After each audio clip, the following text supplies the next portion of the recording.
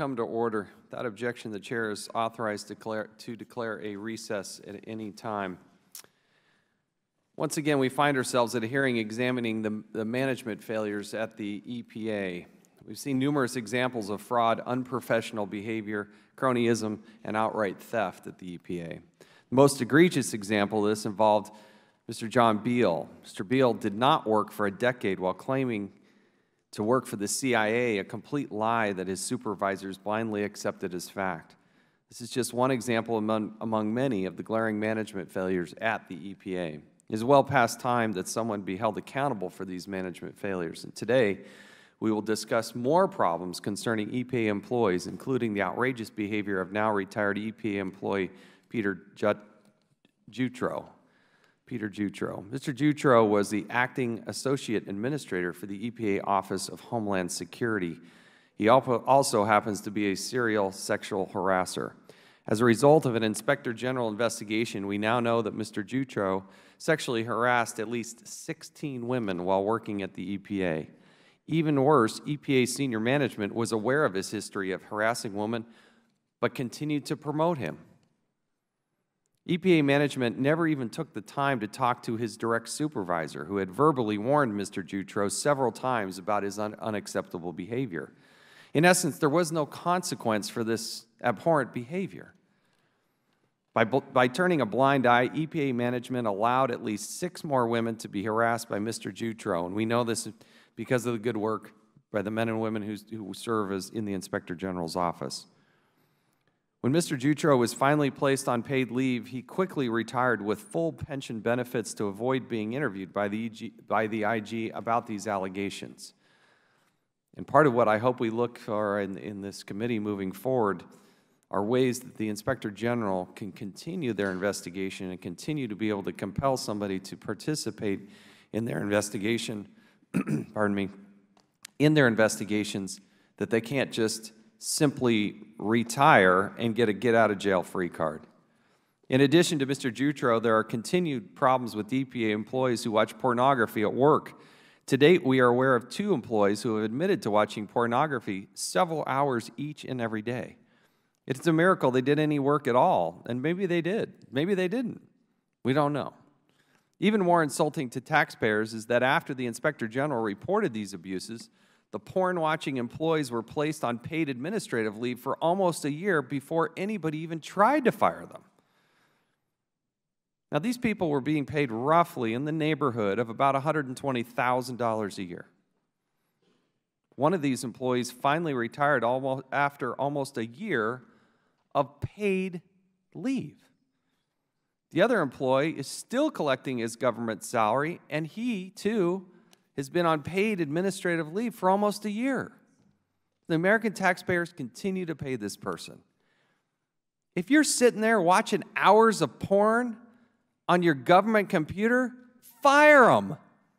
Fire them. Then let them try to come back and claw. But there's so much overwhelming evidence about what these people were doing. This pattern of paid administrative leave followed by retirement with full benefits is totally and wholly unacceptable. It rewards bad behavior and leaves taxpayers footing the bill. Now, it is totally unfair to suggest that most, all, or anything in between of these employees are participating in this abhorrent behavior. Most of the people, the overwhelming majority of the people who work at the EPA and other departments and agencies within the federal government, they're good, honest, decent people working hard. They're trying to do the right thing. They're patriotic in their approach. But I think we as a body, as an institution, that the EPA and others, the Congress, we have a duty and obligation to the American taxpayer to fire the people who are abusing the system. Get rid of them. Kick them out of there. But that doesn't seem to happen in the EPA from our viewpoint, our perch here. You know, we've got some good inspector generals who've done some good quality work here. But when we know about these people who are participating in sexual harassment more than a dozen times, and that person isn't fired, that's a huge problem. A lot of good people work at the EPA, and they do a lot of good, important work. But when we have a bad apple, we've got to get rid of them. Some of these good employees became victims of harassment due to these continued management failures. And that's the sad thing. You know, somebody's going to do something stupid, but if you don't take care of it immediately the first time, then there are more victims. And that's the case, and that's why we're here today.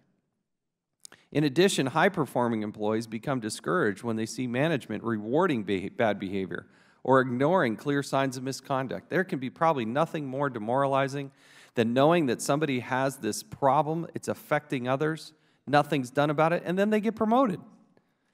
So the committee will continue to look at exploring legislative solutions to encourage agencies to weed out the bad actors while protecting the rights of the vast majority of good employees, creating a good, positive work environment so that we can get the job done. And we as a nation, I say this several times, we look at these things in an open, transparent way, and we do so in the effort to make it better. And that's why we have this panel here today. Now recognize the ranking member, Mr. Cummings, for 5 minutes. Thank you very much, Mr. Chairman. Mr. Chairman, before I begin, I would like to take a minute to thank you, Mr. Chairman, for your leadership. Over the last few days, we've had all kinds of things in the news, but one thing that kind of slipped under the rug for many reasons is that the NFL's decision to waive its tax-exempt status. Mr. Chairman, you worked very hard on that. And you called a bipartisan meeting, and you and I sat down with NFL folks, and you let them know that in a bipartisan way we were concerned about this issue. I know that you've filed legislation and something that's very near and dear to you. And I know a lot of people are going to take credit for it, they'll try to.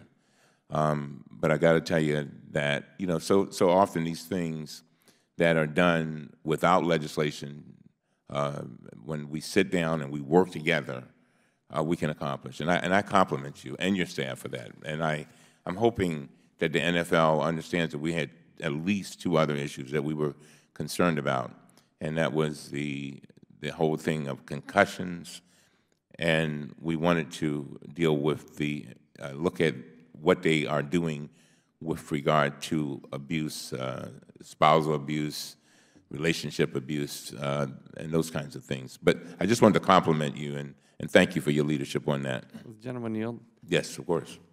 Thank you. I appreciate it, and I think it does demonstrate that in a bipartisan way we can be more effective, even if it's behind the scenes. And I appreciate those comments because we did this in unison, and it had the desired effect. And we appreciate the NFL for taking the proactive nature and making this adjustment. I think it is the right thing to do. It's the fair thing to do. And again, our thoughts and prayers are with you. I don't know how you're here. I turn on the television, you're up in Baltimore dealing with some very difficult situations, and admirable what you're doing to talk about the calm and the peace, and I admire you for what you're doing and how you're doing it. You're making us proud, and again, our thoughts, hearts, and prayers with you, and I'm just amazed that you're able to be here this morning, but I thank you for being here. Thank you very much, Mr. Chairman. Now, thank you, and I thank you, too, for calling today's hearing. Let me start by making a key point that I know we all agree on. The overwhelming majority of federal workers are extremely hardworking, and many devote their entire lives to serving this nation. We recognize their service to our country, and we honor and we thank them. And one of the things that the chairman was saying just a moment ago, when we have cases like the ones that we are addressing today, it only goes against the morale of those great employees. And it also, we want to make sure we don't tarnish their great reputations by the conduct of a few. We also know that with a workforce of millions of people, there are bound to be individuals who waste government resources, squander taxpayer dollars, violate the law, unfortunately, and fail in their core responsibilities as employees of this great United States of America. Today, we will focus on a handful of these employees who worked at the Environmental Protection Agency and abused the public trust by viewing pornography at work. In each case, the employee signed a sworn statement admitting to this misconduct. We have now obtained these sworn admissions, and based on their own words, nobody else's but their own words, there is no doubt that these employees should have been fired. No doubt whatsoever. So the questions for today's hearing are these. Why were some employees fired quickly while others were allowed to stay in their jobs for a long time? Something is wrong with that picture. Why was there inconsistency in removing these employees? And are there ways to improve this process going forward? One of the things that the chairman and I have discussed with regards to some other agencies is when you have employees that are treated one way and others that are treated another way, it kills morale. It kills it. People just want a level playground, ground. They want to act on. They want to know that if they do something right, they are applauded just like everybody else. If they do something wrong, they want to know that they're going to be disciplined just like everybody else. And they can accept that because those are the rules. But when they see a deviation, that's a problem.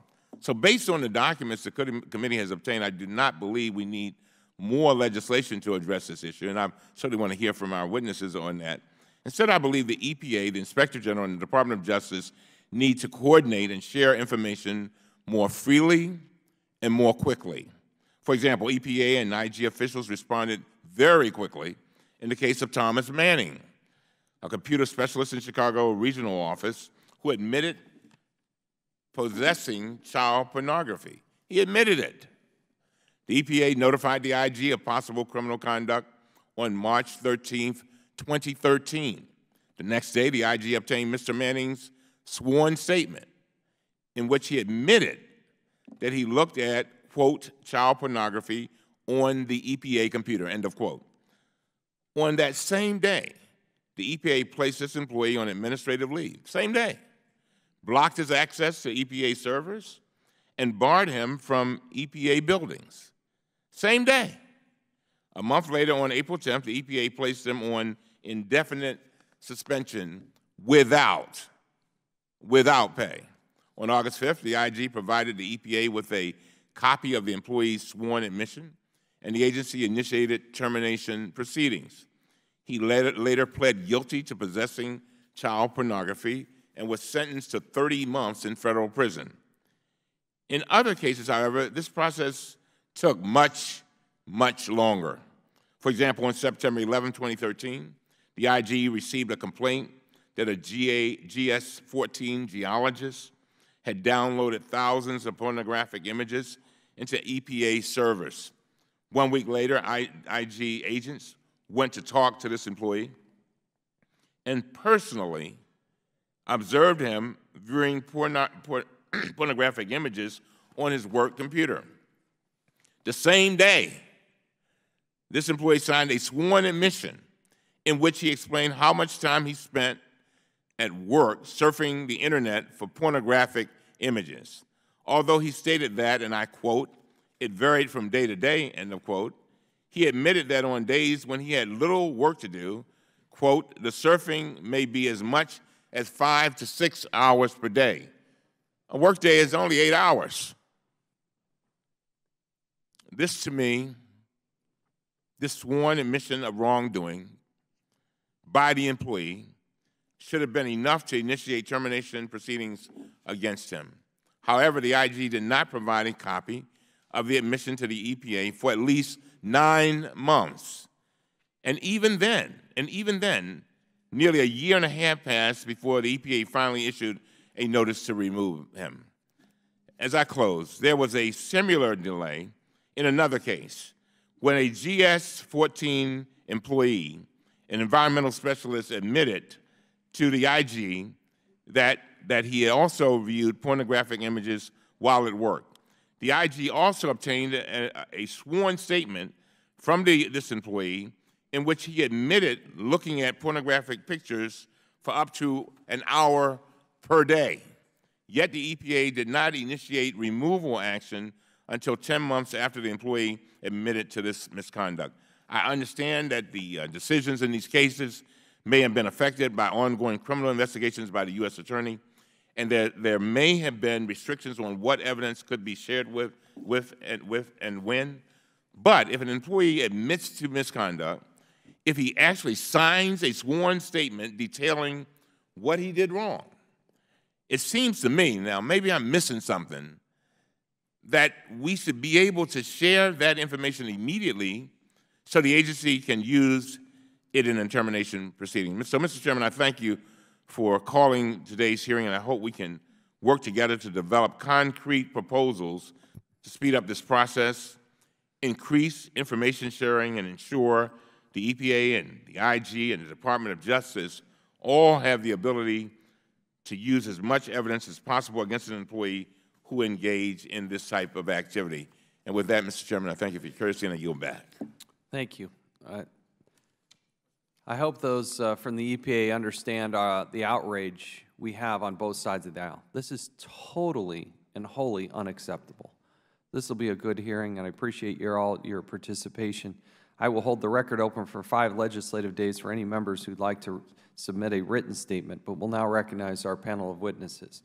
We're pleased to welcome back to the committee, who's testified many times before us. We always appreciate having the Honorable Arthur Elkins, Inspector General at the Office of Inspector General at the United States Environmental Protection Agency. Mr. Patrick Sullivan, Assistant Inspector General for Investigations at the Office of Inspector General at the U.S. EPA. Mr. Stanley Myberg, the Acting Deputy Administrator at the United States Environmental Protection Agency, and Mr. John Reeder, Deputy Chief of Staff at the EPA. Welcome all. Pursuant to committee rules, all members or all witnesses to be sworn before they testify. If you please stand and raise your right hand. Do you solemnly swear or affirm that you will tell the truth, the whole truth, and nothing but the truth? Thank you.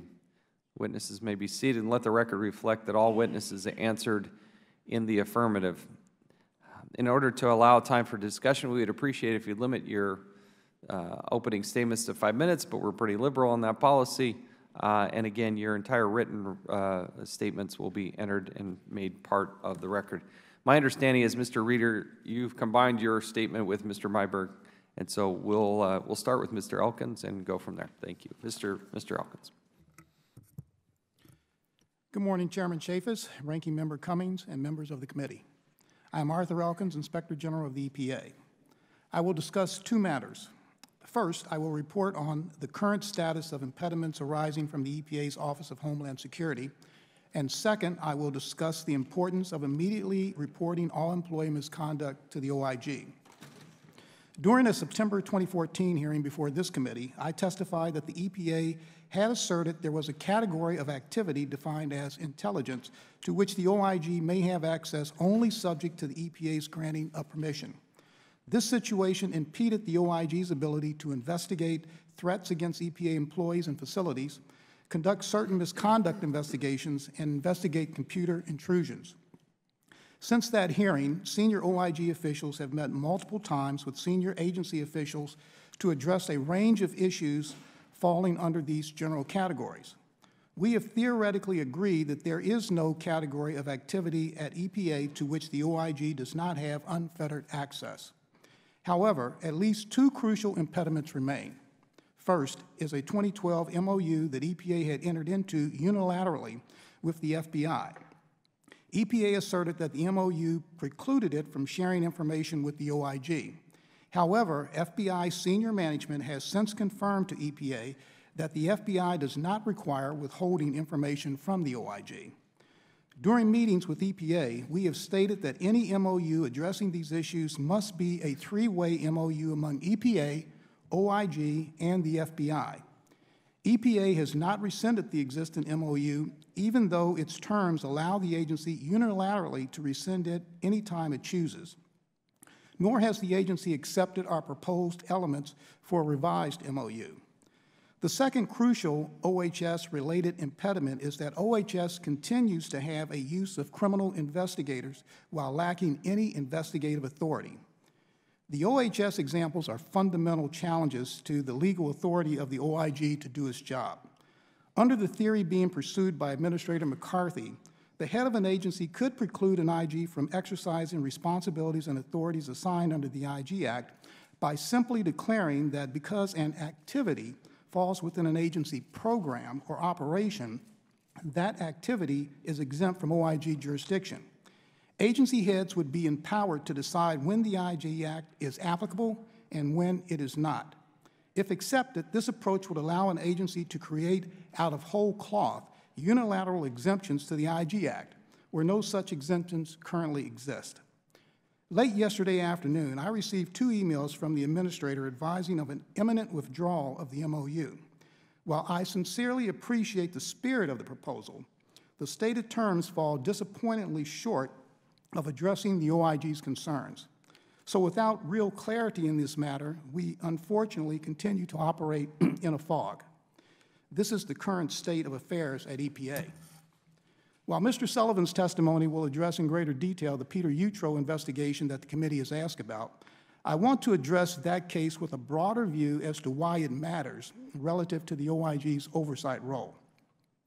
We found that an SES-level EPA employee engaged in offensive and inappropriate behavior toward at least 16 women, most of whom were EPA coworkers. Further, we found that very senior EPA officials in the administrator's office were made aware of many of these actions and yet did nothing. They did not tell the administrator, and they did not report any of this knowledge to the OIG. In fact, they approved Utro for a detail assignment to be acting associate administrator for OHS. Subsequently, Utro engaged in such behavior toward an additional 6 women. The necessary implication of the overall structure and certain explicit provisions in the IG Act is that the OIG will only be able to carry out its statutorily assigned functions if it receives cooperation from the agency. Further, both the current and previous EPA administrators have sent memorandums to the entire EPA workforce setting forth an expectation of cooperation with the OIG. The OIG's investigation was negatively impacted and delayed by the fact that these senior EPA officials did not notify the OIG about their knowledge of underlying incidents. This is not the first time that I have raised an alarm in regards to these issues to EPA leaders and at congressional hearings over the past 5 years.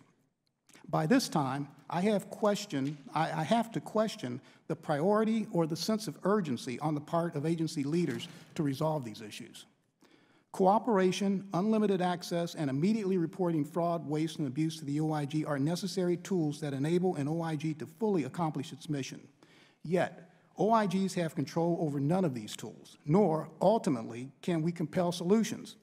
It is essential that the tenets of the statute directing the OIG's work remain intact, well-supported, and not subject to arbitrary revisions by agency heads. Finally, I want to reiterate my appreciation for this committee's support in that regard. Mr. Chairman, I would be pleased to answer any questions that you or committee members may have. Thank you, Mr. Elkins. Mr. Sullivan, you're now recognized for 5 minutes. Good morning, Chairman Chaffetz, Ranking Member Cummings, and members of the committee. I am Patrick Sullivan, Assistant Inspector General for Investigations for the EPA.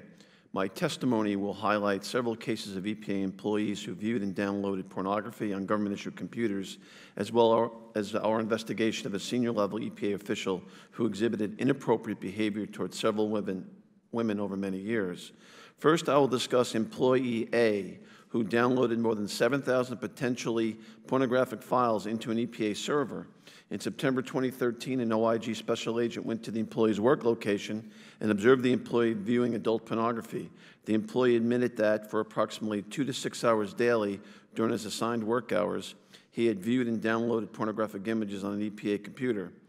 We reviewed his laptop and discovered about 20,000 additional pornographic files. The employee advised that he was not doing anything wrong by accessing pornographic websites since he was completing his required work. During the period he viewed the pornography, he received several performance awards, including awards up to $2,000 and a time-off award. He was then placed on administrative leave by EPA in May of 2013. In March of 2015, the U.S. Attorney's Office declined prosecution. Earlier this month, EPA notified us that the employee had retired.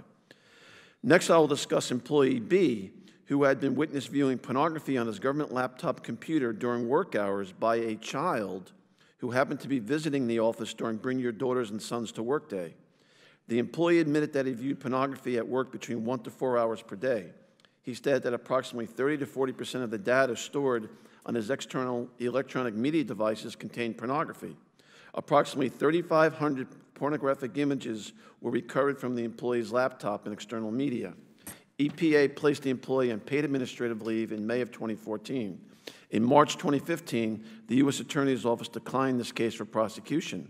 Last month, the EPA notified us that the employee had been proposed for removal. The third investigation involves Thomas Manning, an IT specialist who downloaded child pornography. He admitted to viewing child pornography on the EPA computer and attempted to erase it afterward. We found that Manning also possessed tens of thousands of images of child pornography on a personal hard drive stored at work. He resigned while under investigation in August 2013. He later pleaded guilty in July of 2014 to possession of child pornography. Earlier this month, Manning was sentenced to 30 months in federal prison to be followed by 5 years of supervised release. Lastly, I would like to discuss our investigation involving Peter Utro. In August 2014, we received an allegation that Utro, the acting associate administrator for the EPA Office of Homeland Security, engaged in a series of interactions involving a 21-year-old female intern from the Smithsonian Institution. The OIG's allegations and findings included the following. In July of 2014, Utro engaged in interactions involving a 21-year-old female intern who reported them to her supervisor and indicated that she was uncomfortable and scared. In his office, he asked the intern what turned her on and what excited her. He also took photographs of the intern's face and toes. Contrary to the intern's statement, Utro denied brushing up against, attempting to kiss, or grabbing the intern's buttocks, but he conceded he might have placed his hand on her back. From 2004 through July of 2014, Utro engaged in unwelcome conduct with 16 additional females, including touching, hugging, kissing, photographing, and making double entendre comments with sexual connotations. We substantiated that Utro had violated building entry security procedures when he bypassed the security checkpoints in bringing the intern into EPA headquarters. We did not substantiate the allegation that Utro discussed classified information in violation of federal requirements. However, we did substantiate that EPA senior-level officials who were aware of multiple claims of unwelcome conduct by Utro, they did not take any actions against Utro as a result of receiving this information about him. Several senior officials were advised prior to or immediately following Utro's February 2014 selection as acting associate administrator for EPA's OHS that he had exhibited inappropriate behavior toward women. Our case was negatively impacted and delayed due to the fact that these senior officials did not notify us about their knowledge of other incidents of Utro's inappropriate behavior. This case revealed no criminal violations and was therefore investigated as a purely administrative matter. No criminal declaration was sought or received from the U.S. Attorney's Office. Utro retired from federal service in January of 2014. We will continue to work closely with the agency, our law enforcement partners, and Congress to ensure that allegations of employee misconduct are quickly and properly addressed. That concludes my prepared statements. Thank you, Mr. Chairman. Thank you, Mr. Sullivan. We now recognize Mr. Myberg for 5 minutes. Thank you very much, Mr. Chairman and Ranking Member Cummings and members of the committee. It's my pleasure to be here to testify today. I am Stan Myberg, the Acting Deputy Administrator of the Environmental Protection Agency, and I am accompanied here today by John Reeder, who is one of the agency's Deputy Chiefs of Staff, and again, I appreciate the opportunity to be here today. I have worked for EPA for over 36 years in 4 locations, starting here in Washington, in our offices in Research Triangle Park in North Carolina, and in our regional offices in Dallas and Atlanta. In both of those regional offices, I served as the Deputy Regional Administrator, which is the senior career office in that region. I held that position in an EPA's Region 4 office in Atlanta for the last 18 years of my career until my retirement last year. To my surprise, last fall I received a phone call from EPA Administrator Gina McCarthy offering me the opportunity and the honor to return to the agency to serve as the Acting Deputy Administrator, a position that also serves as the Chief Operating Officer for the agency. That is the position I hold today. John Reeder, who is joining me today, is another longtime civil servant who serves as the Career Deputy Chief of Staff for EPA. John previously served overseas in the military from 1979 to 1981, and began his career in federal service as a presidential management intern in 1987. He has served in his current position as Deputy Chief of Staff since 2010. One of the reasons I came back to EPA was to again have the opportunity to work with the exceptional and hardworking people of this agency. I believe in the people of EPA. I believe in them because for over 36 years I was one of them. And I know how hard our 15,000 employees work day in and day out on behalf of the American people. EPA employees who engage in serious misconduct are not representative of the broader workforce. All of the EPA employees who work so hard, especially, deserve that we deal with misconduct or poor performance swiftly and with integrity and professionalism. And they further deserve our attention to their professional growth so that collectively we are able to keep our eyes on the mission of the agency. Since returning to EPA, I've had the pleasure of working with John and other senior agency leaders to increase our support of agency employees and managers with the goal of continued improvement of our workforce. In particular, we are working to improve our support for our first-line supervisors, develop a new and highly skilled next generation of senior leaders, and streamline our processes. First-line supervisors have some of the hardest jobs in any organization, and EPA is no exception. Our goal is to provide our first-line supervisors with the right tools and information to enable them in performing their essential role at the agency, including addressing poor performance or improper conduct early in those rare instances where it is necessary. Earlier this month, we launched a revised and updated First-Line Supervisors Toolkit, the first comprehensive updating of that resource in 15 years. Through the coming year, we will be convening focus groups of first-line supervisors to ensure we understand their needs and see how, as their senior leaders, we can meet them better. The agency has also placed a renewed emphasis on developing the next generation of senior leaders at the EPA. Earlier this spring, I announced the opening of EPA's first Senior Executive Service Candidate Development Program in many years. I am proud that EPA will enroll more than 20 candidates in the SES Candidate Program this year. In closing, EPA has an honorable 45-year history of protecting public health and the environment for the people of the United States. I am proud of the work accomplished every day by the employees of EPA and excited about our efforts to continue to improve and to better support our managers and staff across the agency. With that, we look forward to any questions you may have. Thank you, and I'll recognize myself for 5 minutes. Mr. Reeder, how long have you worked at the EPA? Press that button. Yes. Mr. Chairman, 27 years. So between the two of you, you've got about 60 years of experience at the EPA. We thank you for your service, but I don't understand with Mr. Peter Jutro, there were 13 times that women had reported matters to the EPA about some form of sexual misconduct, sexual harassment, and yet it took more than 13 times before you got serious about it, and then it finally percolated to the point where you were going to actually pursue it, and then he just retires. Because he was in his 70s, correct? Mr. Chairman, I don't know his age. Okay, he's roughly 70 years old, that is my understanding. But why does it take 13 times before you all get serious about it? That's what's so infuriating. Two of these incidents of this sexual misconduct happened at the White House. At the White House. So how does that, who wants to answer that question? Why does it take so long? Mr. Chairman, I don't know where that comes from, and the Inspector General. Maybe the Inspector General is in a better position to answer the question about the incidences, because I believe many of those were discovered in their investigation and were not raised to management. Mr. Elkins, Mr. Sullivan, my understanding is that 13 times these matters had been reported to EPA management. Yes, it was reported to most cases to the victim's immediate supervisor. in most of the cases. Not every case. Some of the victims came forward during our investigation.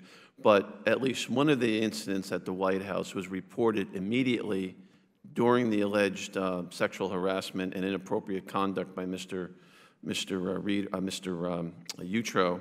The victim immediately communicated with her supervisor what Mr. Utro had done.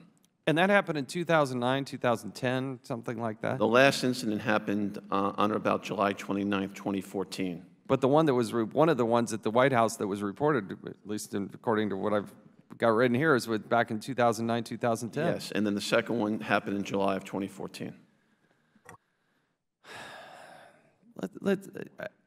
I need you to help I don't understand why somebody has to ever tolerate this and then tolerate such mismanagement that you don't deal with it.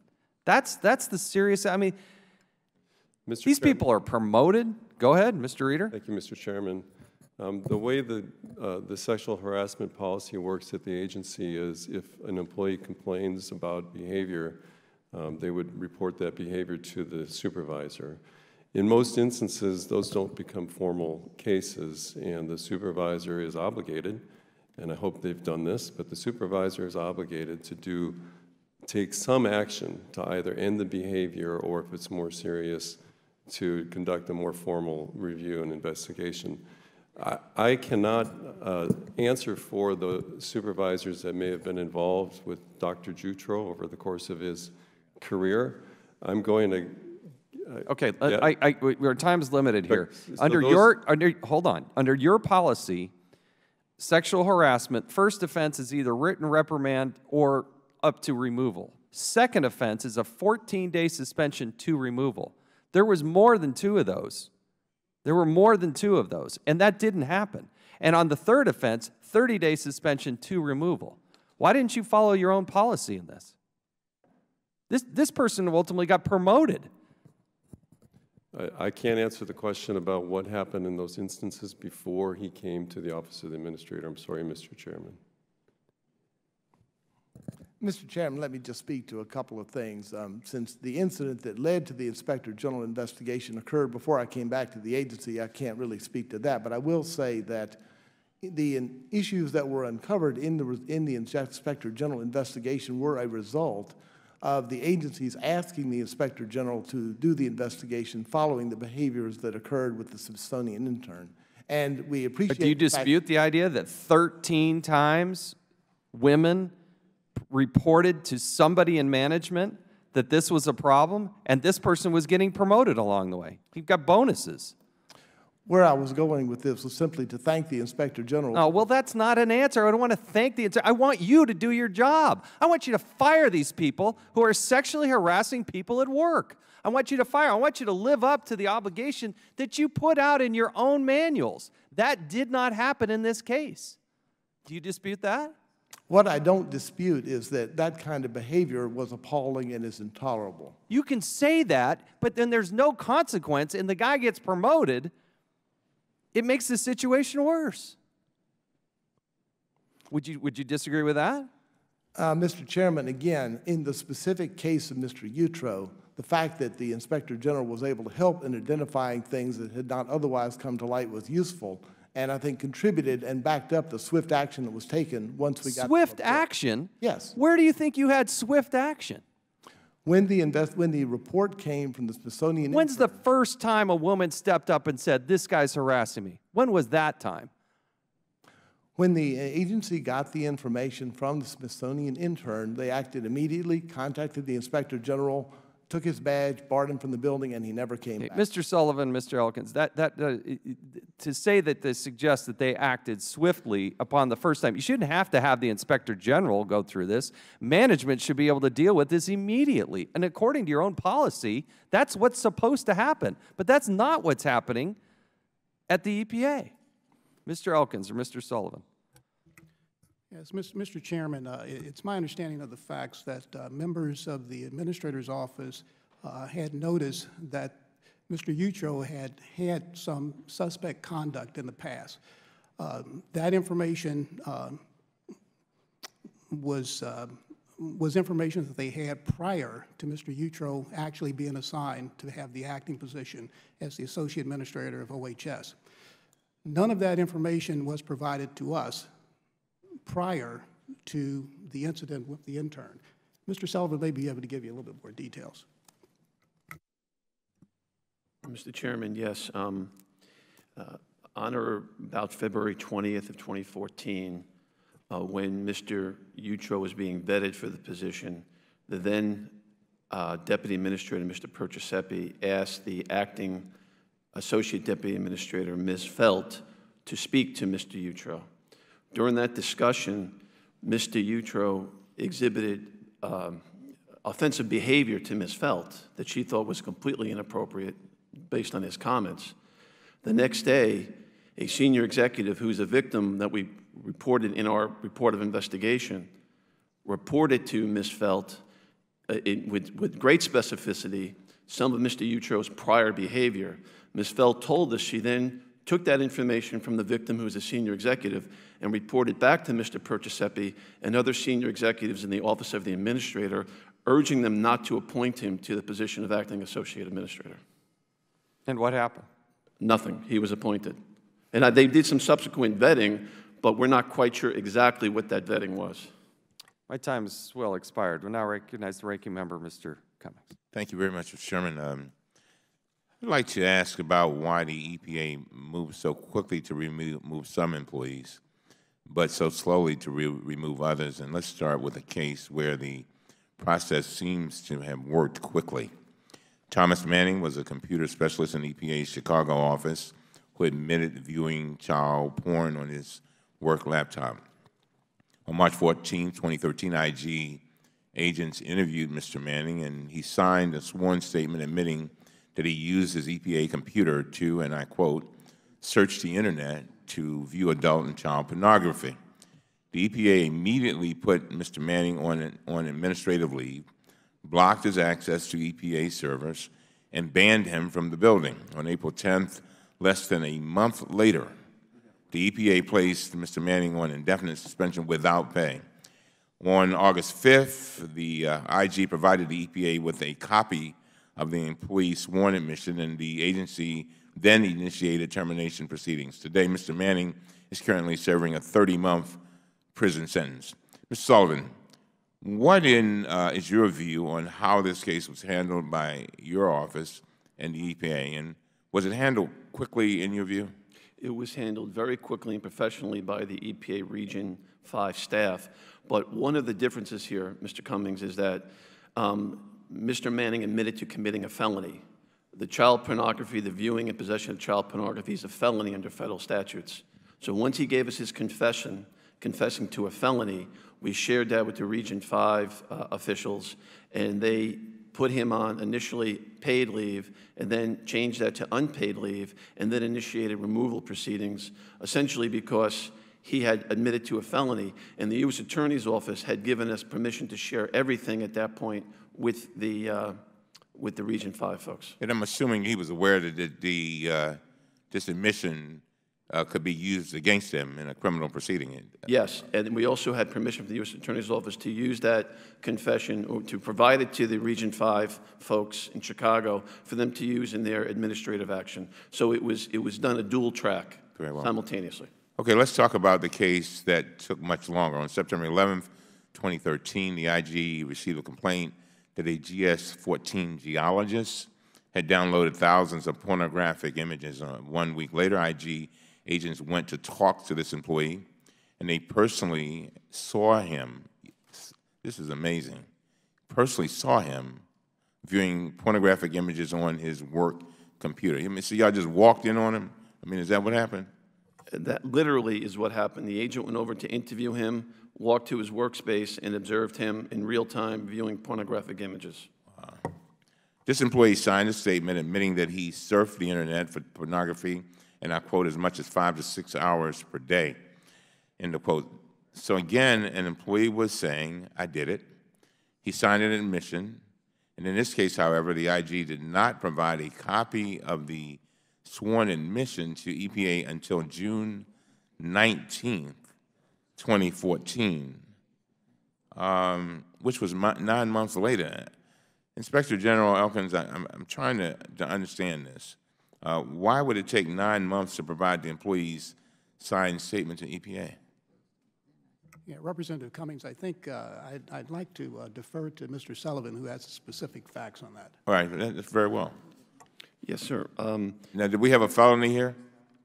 No, there is Okay. no felony here per the viewing of adult pornography. The potential felony in the theory we were pursuing is that the geologist, we're not mentioning his name here, the geologist was committing a violation of 18 U.S.C. 641, the theft of government funds, because he certified on his time card that he worked 80 hours per week, but by his own confession, he worked significantly less than 80 hours a week, because between 2 and 4 or 6 hours a day, he was viewing pornography. So the U.S. Attorney's Office initially accepted that theory and was preparing a criminal prosecution against the geologist. Therefore, we verbally briefed the agency, the supervisors, and the labor and employee relations attorney as to exactly what what the gentleman had admitted to.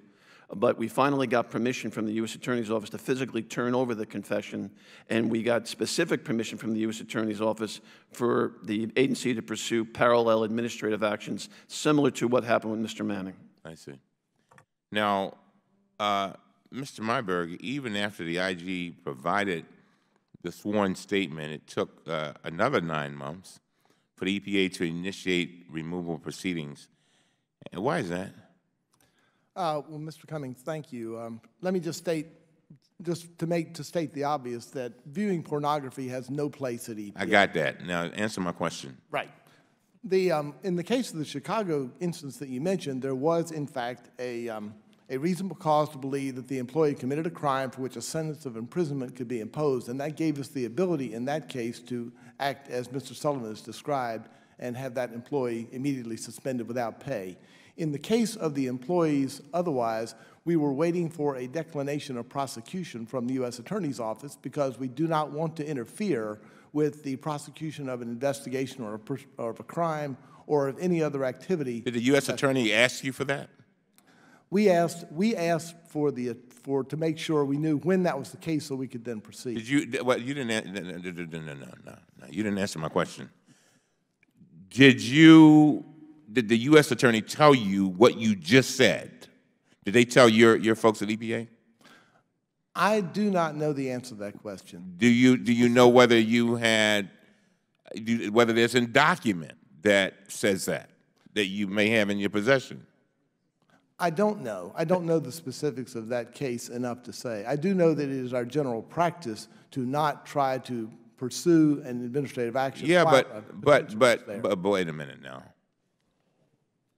Mr. Sullivan, do you know anything about this piece? I mean, you drop out of it? You would have dropped out of it by now? No, sir. Okay, well, tell me, do you know about the Yes. U.S. Attorney requesting asking not to, the department not to proceed for a while? Do you know anything about that? Just the opposite. We received specific permission from the U.S. Attorney's Office for the EPA Administrator's Office and the powers to be to pursue parallel administrative That's action. what I thought you said. Yes, sir. That's correct. I thought maybe I missed something. No. And Now, we Mr. Marbury, did communicated- you hear that? I'm sorry, Mr. Sullivan, what were you saying? Yes, and we communicated that to the geologist supervisor and to the labor and employee relation attorneys at EPA. So in other words, EPA knew that they could proceed, right? Yes, sir. Yes, sir. And you're saying almost, I'm not putting words in your mouth, but you're saying almost the opposite of what Mr. Marbury just said, I think. Yeah, you need to. Mr. Cummings, yeah. yes. Now, I think what there is here, and one of the lessons from these cases that I completely agree with, is that there is a need for a better understanding and communication between the Inspector General's office, the Department of Justice, and our own labor and employee relations people to make sure everyone knows the terms of engagement. I think people were acting in good faith, believing that they did not want to interfere with the potential criminal prosecution. But as Mr. Sullivan has said, the Inspector General's office... Let me give you some advice. Yeah. In the future, maybe you need to just, if the department is confused, maybe they may want to just pick up the phone, dial some numbers, and call Mr. Sullivan. I mean, if they want to know where they stand, you wouldn't mind taking that call, would you? Mr. Cummings, not only would we not mind it, but in the case of the geologist and the other gentleman who was the environmental specialist, we had continual collaborative interaction with the agency, the supervisors, and the labor and employee relations. We had contact with them on a weekly basis and multiple times every month during this period of action. Just the last question. If an employee admits to misconduct and if he signs a sworn statement detailing what he did wrong, we should be able to share that information immediately. Mr. Meyerberg, is there any reason, I want you to listen to this too, Ms. Sullivan-Selkins, reason the IG and the EPA could not adopt a policy today,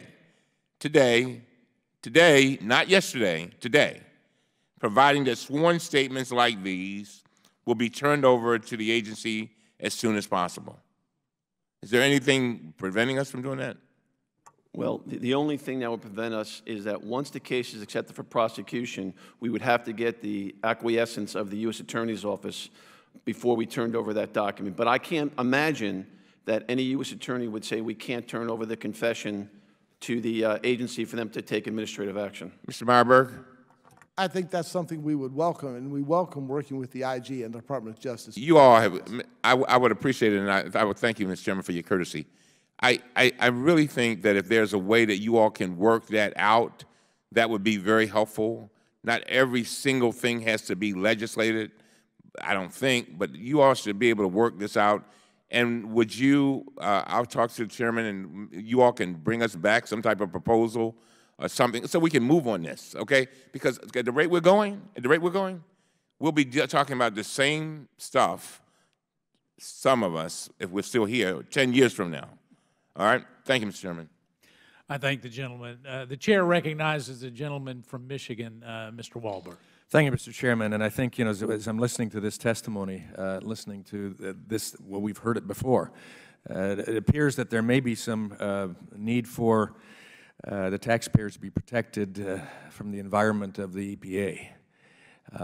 It's a concern that has to be addressed. Mr. Elkins, yesterday you indicated, I believe it was around 5:28 after business hours, you received an email from Administrator McCarthy stating that the EPA had rescinded the MOU between the agency and the FBI. Mr. Elkins, where does Administrator McCarthy's action leave the EPA OIG? What are the next steps? Thanks for that question. Actually, it leaves the whole situation muddier than it was before. In effect, what the administrator has done, well, first of all, let me start out by saying that my office has never really had an objection to an MOU with the FBI and the EPA on how to move forward. That would create a clear path that everybody understands who's on first, who's on second. But you're all part of the game then. We're all part of the game. However, though, we wanted to be a part of that discussion. That never happened. We were never a part of the discussion. So in effect now what we have is that by the administrator doing away with the MOU, and if you read the plain language of her email, it pretty much puts everything back to square one, where the Office of Homeland Security will continue to do investigative activities with the FBI and will decide when they're going to bring the EPA OIG into, into an investigation. This is untenable. It's dangerous. And at this stage of the game, we're still in a fog. Which leaves a crucial ally tool out of the process for people like us as well. Yes. Representing the taxpayer. Yes, and to the extent that the FBI has always said to the administrator, just let us know who the point of contact is going to be at the EPA so we can work with them. What this does is take away that point. So the FBI doesn't know. I mean, basically, the point of contact is back to the Office of Homeland Security, which in the past has excluded my office from participating. So it's a serious issue. The hen house is not guarded. Mr. Sullivan, were senior level EPA officials such as Mr. Reeder cooperative in volunteering information to the OIG in order to assist you in uncovering further information about Mr. Utro's past inappropriate behavior? And probably more importantly, how many times did you have to interview Mr. Reeder in order to obtain the information you needed to proceed with your investigation? We had to interview Mr. Reeder 3 times, and there was a series of different subjects we discussed with him.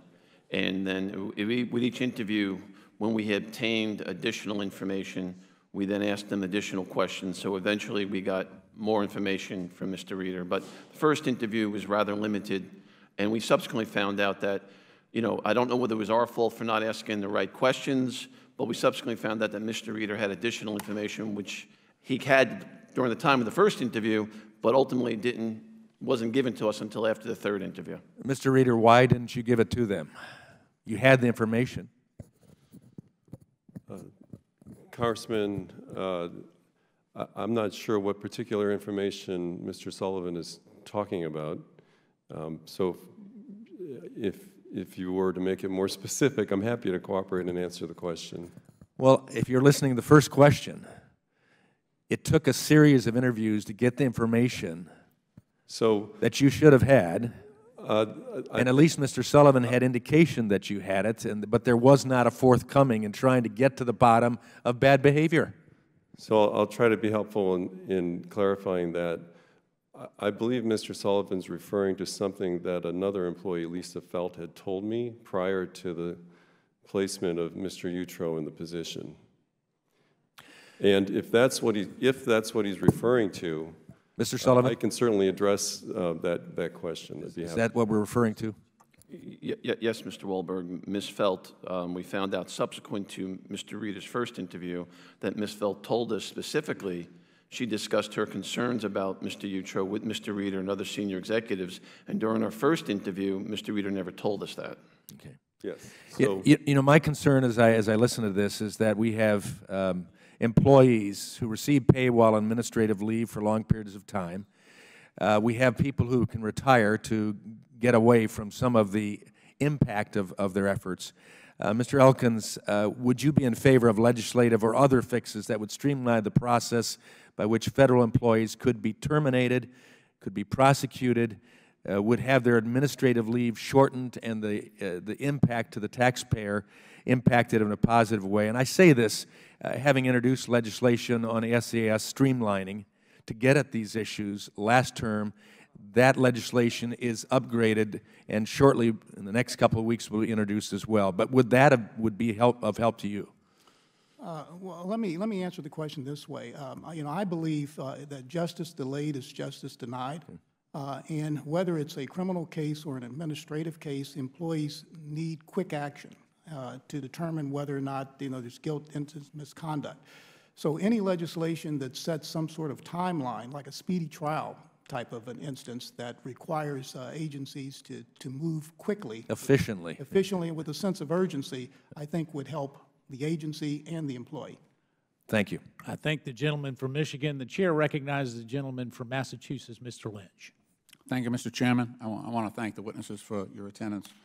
Under the Inspector General's Act, and I actually think if we're going to look at new legislation, and I think we need to, we look at the authorizing statute for Inspectors General, because this side deal between the FBI and the EPA to shut out the Inspector General is problematic. It basically takes Congress out, as the gentleman previously indicated. It takes Congress out. There's nobody representing the taxpayer, and obviously nobody protecting the employees either, the ones that were harassed. Mr. Elkins and Mr. Sullivan, thank you so much for your service. You're both frequent flyers to this committee, and we appreciate your great work. One of the provisions in the Inspector General statute says that when probable cause becomes apparent, that you automatically have the authority to subpoena when there's probable cause that a crime has been committed. Now, certainly, either when the 10th woman or the 11th woman or the 12th woman complained about Mr. Yutro, I think you probably have probable cause to intervene and to subpoena the records that the EPA is withholding from you. Certainly when you get a written admission of guilt that the person is actually viewing pornography, for numerous hours during the course of the day, when you have a stipulation that they are violating federal anti-pornography statutes, certainly when you have an admission, a stipulation from the defendant that they have violated the law, that is probable cause. So, what was the problem with once you had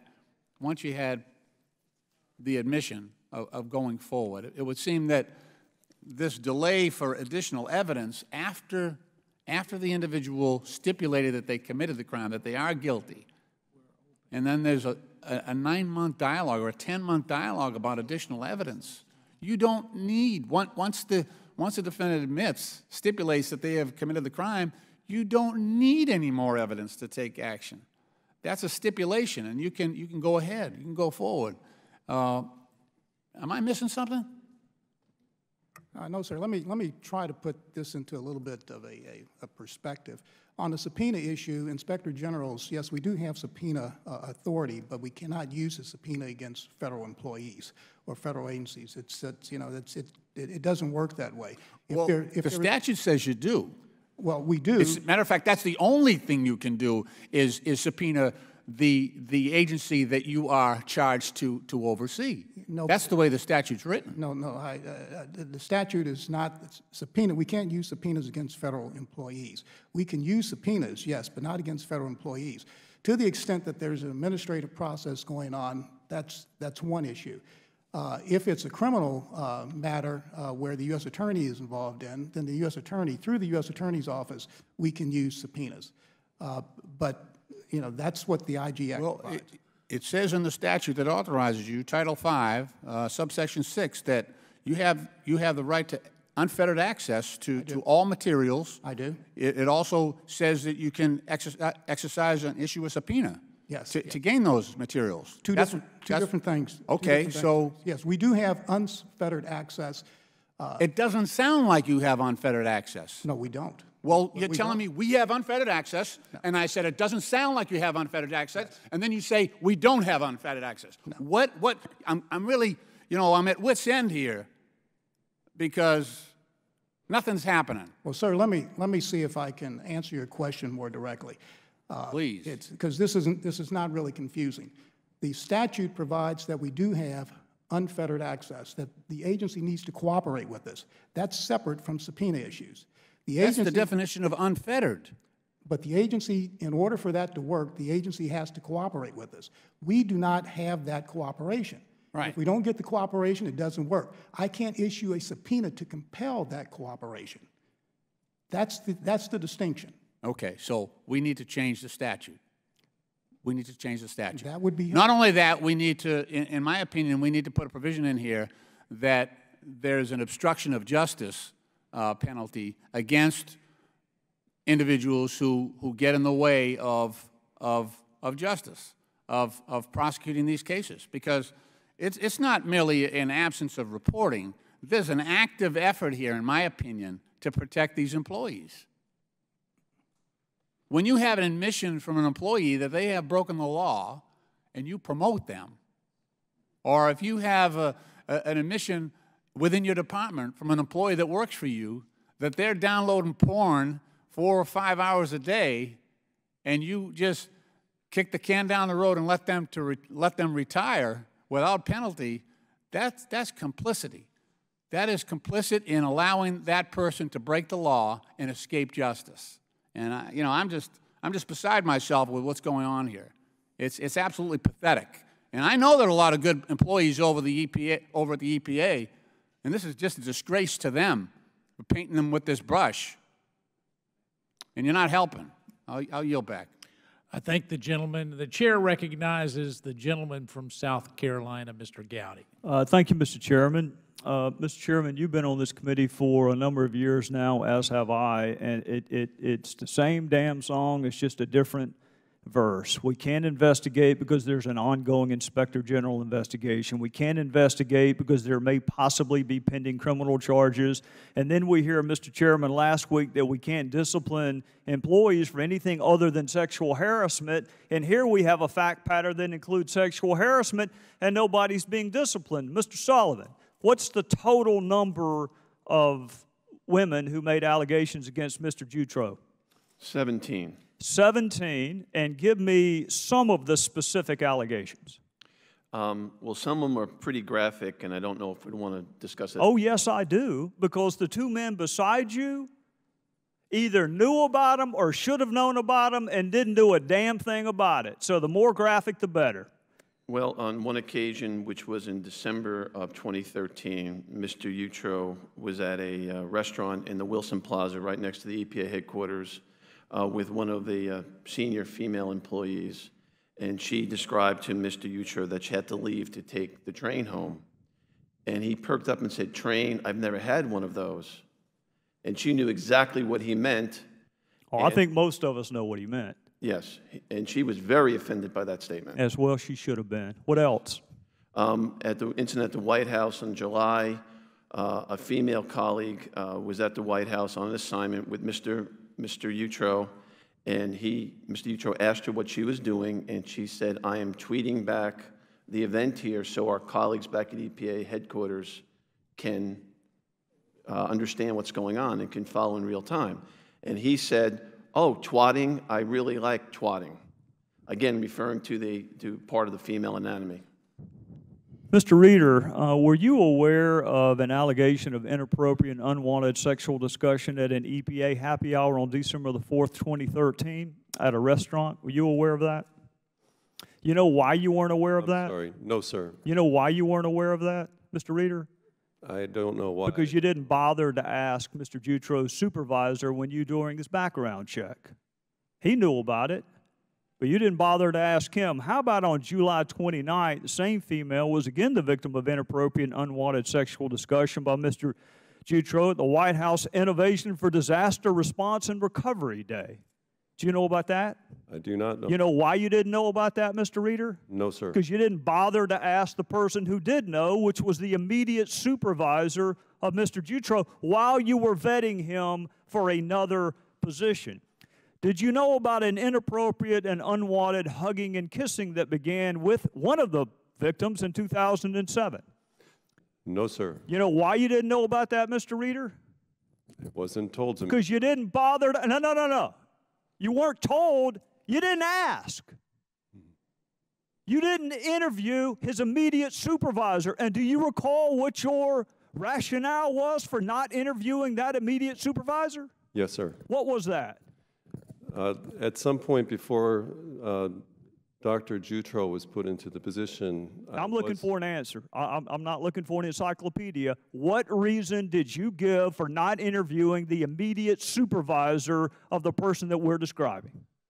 Congressman. You want me to refresh your recollection, Mr. Reeder? I think if the because you don't talk to people at that level. That was your response. That's the characterization of somebody else, sir. That's not my characterization. It's the characterization of the Inspector General, Mr. Reeder.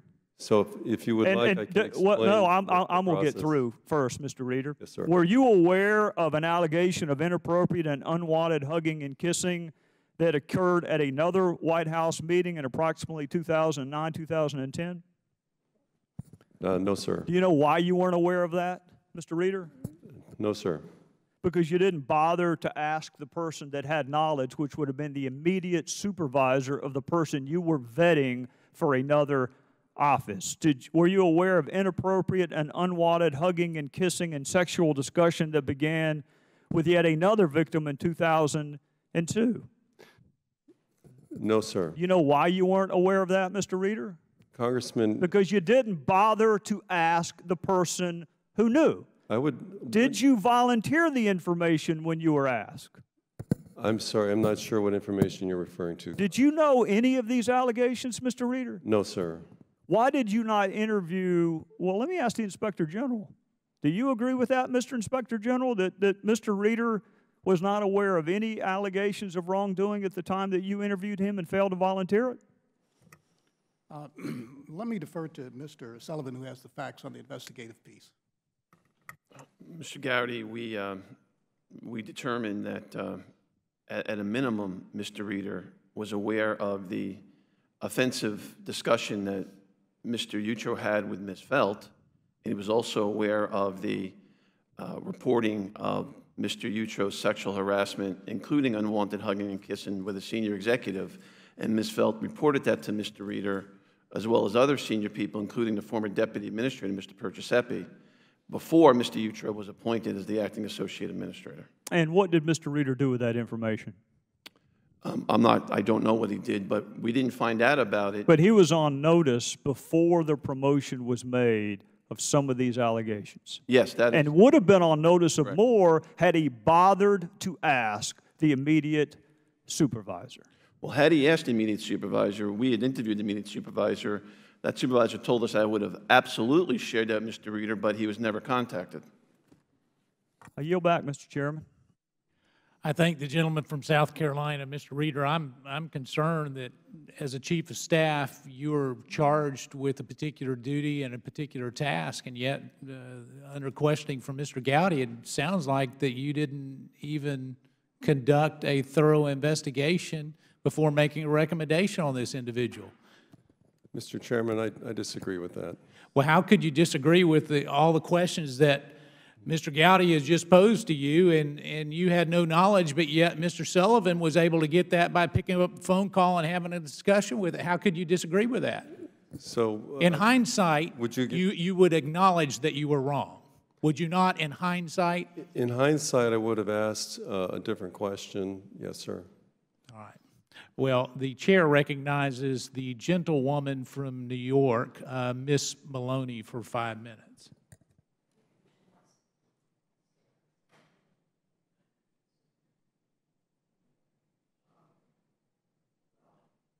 I'm just astounded, and I'm getting a little clarification. It appears that you sexually harass someone, and you might just get a promotion. You're not disciplined. You're not put on leave to protect other employees from inappropriate behavior. It appears you get a promotion. And I want to follow up with really the questioning of my colleague from the great state of South Carolina, and follow up with you, Mr. Reeder. The IG report indicates that you were one of 4 senior officials who was notified of the concerns of 2 female employees on about February 20th. Is that correct? Were you notified by these female employees of their concern? I had a conversation with Lisa Felt, who told me of something she had heard from a third party, yes. And did you follow up and talk to the third party? No, ma'am. I had the understanding from Ms. Felt that the third party was not interested in speaking about the matter further. Did you conduct any further checks of Mr. Utro after you were informed of these concerns? You know, sexual harassment is a crime. Congresswoman, in this instance, Ms. Felt told me that there was an issue, that there was some behavior which was not described to me. So I think it's important for the committee to know what I did know and didn't know. I did not know the place, the date, the time, the description of the activity or behavior. I didn't have a complainant, and I didn't have a witness. I had a concern about something that he had done inappropriately at some point in the past. It certainly wasn't enough for me to open an investigation, and I was frankly conflicted about what I could do with that kind of information. It was a very difficult set of facts for me to deal with, frankly, to act on. Well, isn't sexual harassment an inappropriate touching and inappropriate language towards your coworkers defined as sexual harassment? You may not think it's inappropriate, but certainly my colleague on the other side of the aisle did, and I want to follow up on when you're going to promote someone, you talk to the people who worked with them. An allegation is an allegation. If they're serious, I try to follow up on them. I got one the other day. I'm making some phone calls on it. But why didn't you check with the supervisor? The supervisor would know whether or not this person should be promoted. And why didn't you check with Mr. Juto's immediate supervisor? And is it true that you didn't check with the Office of Research and Development or the supervisor in his case or whatever? Why didn't you check with him? Congresswoman, when I heard this incident which, as I described, was very vague information about some inappropriate behavior, I did make additional calls to people that I believe would be in a position to know more about Dr. Jutro. Well, wouldn't his immediate supervisor be in a better position than whomever you decided to randomly call? Why didn't you call him? I'm just curious. What were you thinking? So I called the senior people in the Office of Research and Development. I did not call Mr. Sales.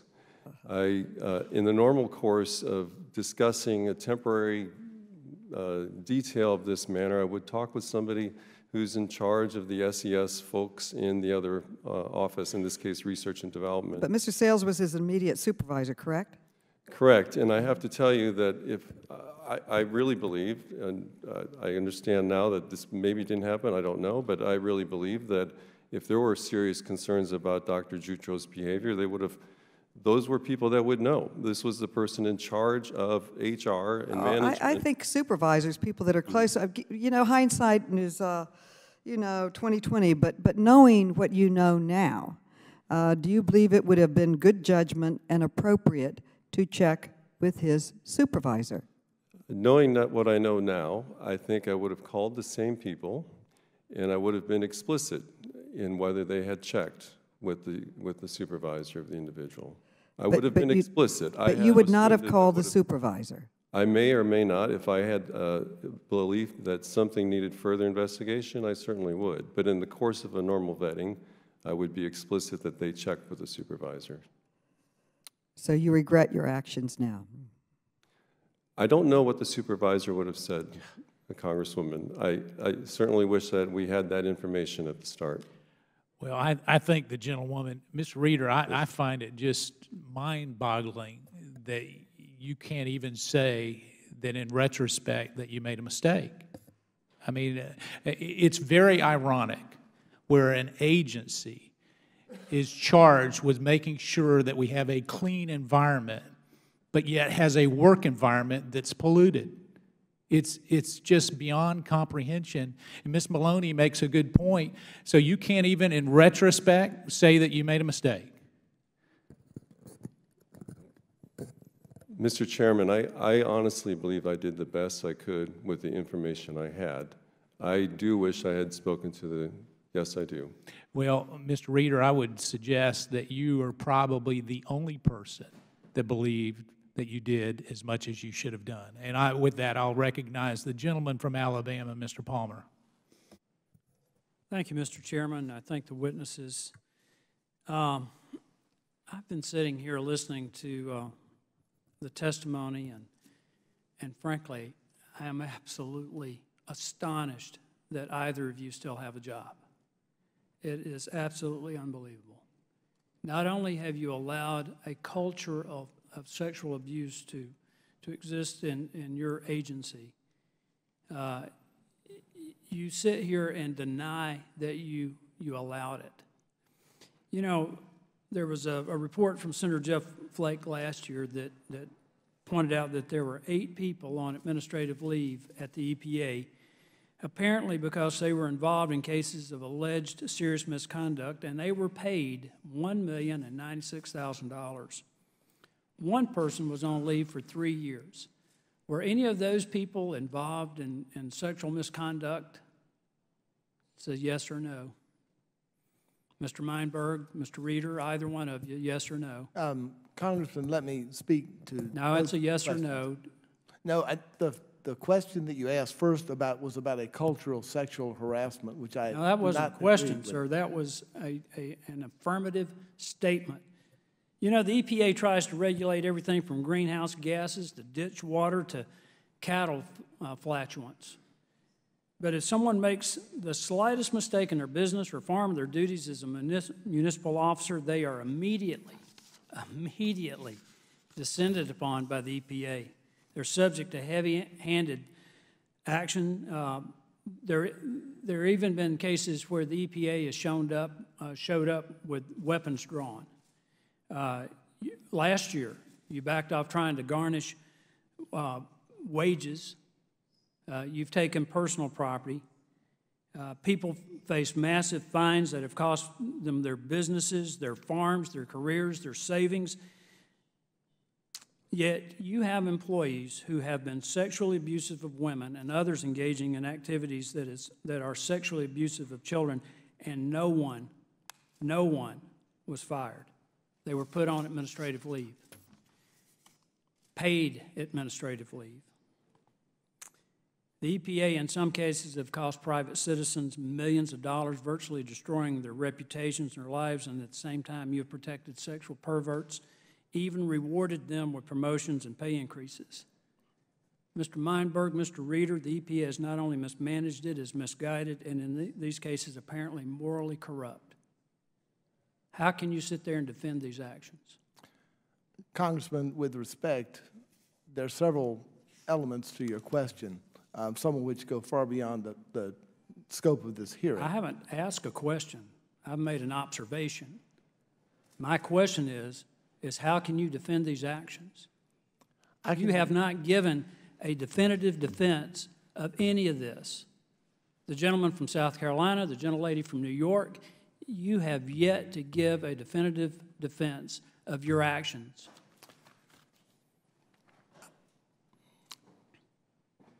Congressman, let me, again, sort through a couple of different aspects of this.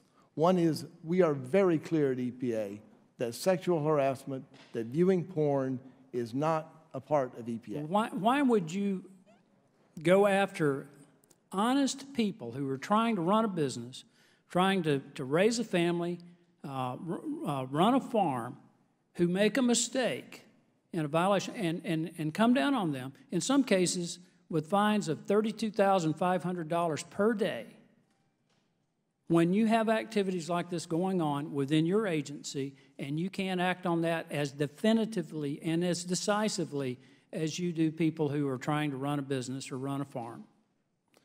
Congressman, with respect, that's not an either-or question. We, in fact, do many actions, and anyone who is subject to an enforcement action by EPA is entitled to due process under the law. And we I wouldn't be at all, I wouldn't have any problem at all with due process for people who are actually charged with something. You impeded the investigation of the Inspector General. You withheld documents. In my opinion, you obstructed justice. I don't see how you can defend it. Mr. Chairman, I yield the balance of my time.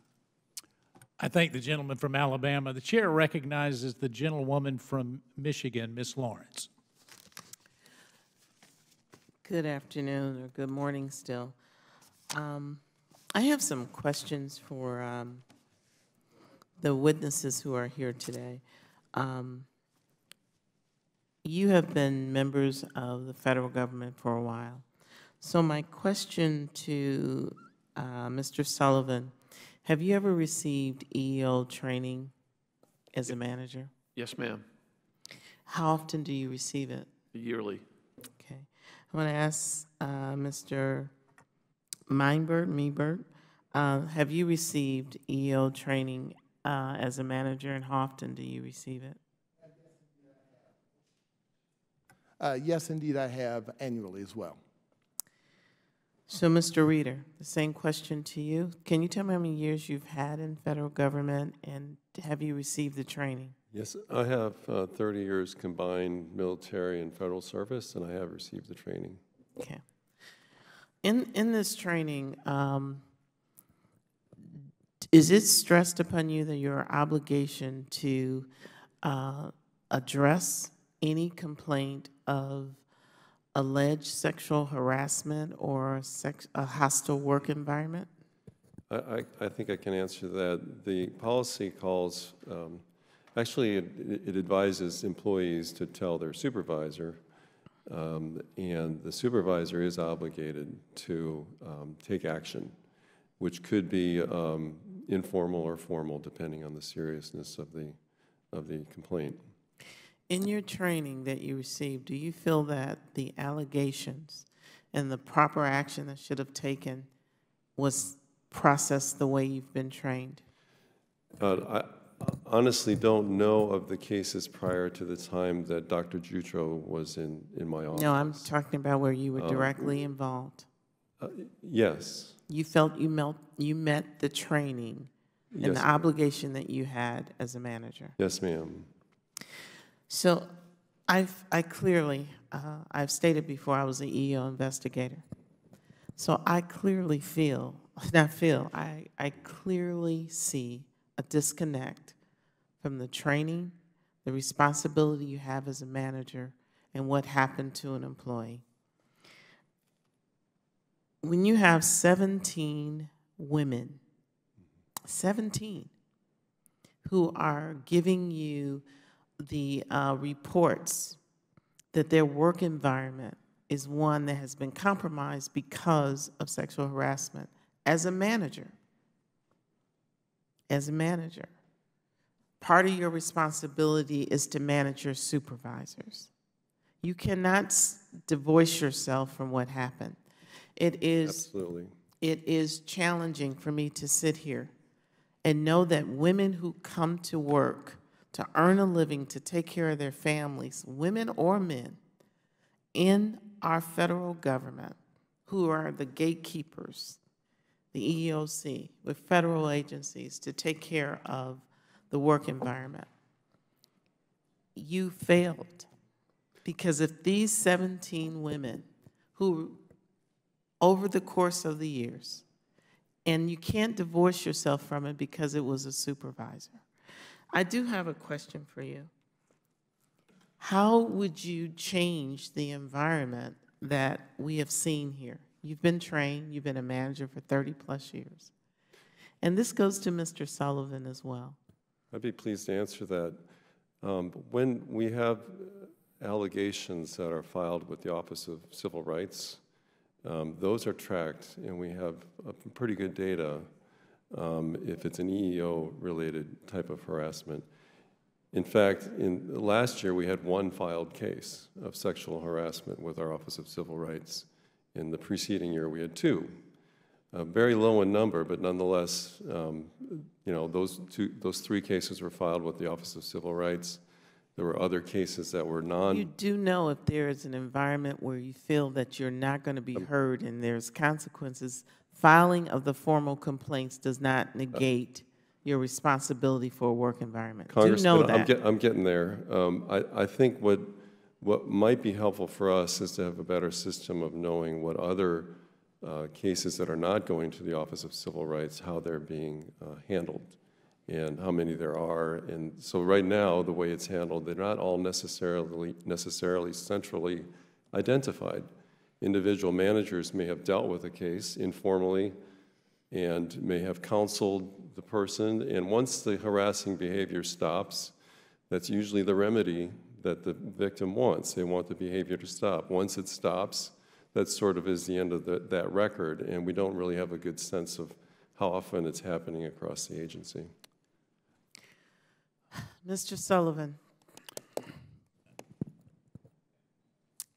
what are we doing to ensure that people come to work and they're not in this environment where it seems to be kind of, well, if they stop, it's okay, that we've achieved the goal.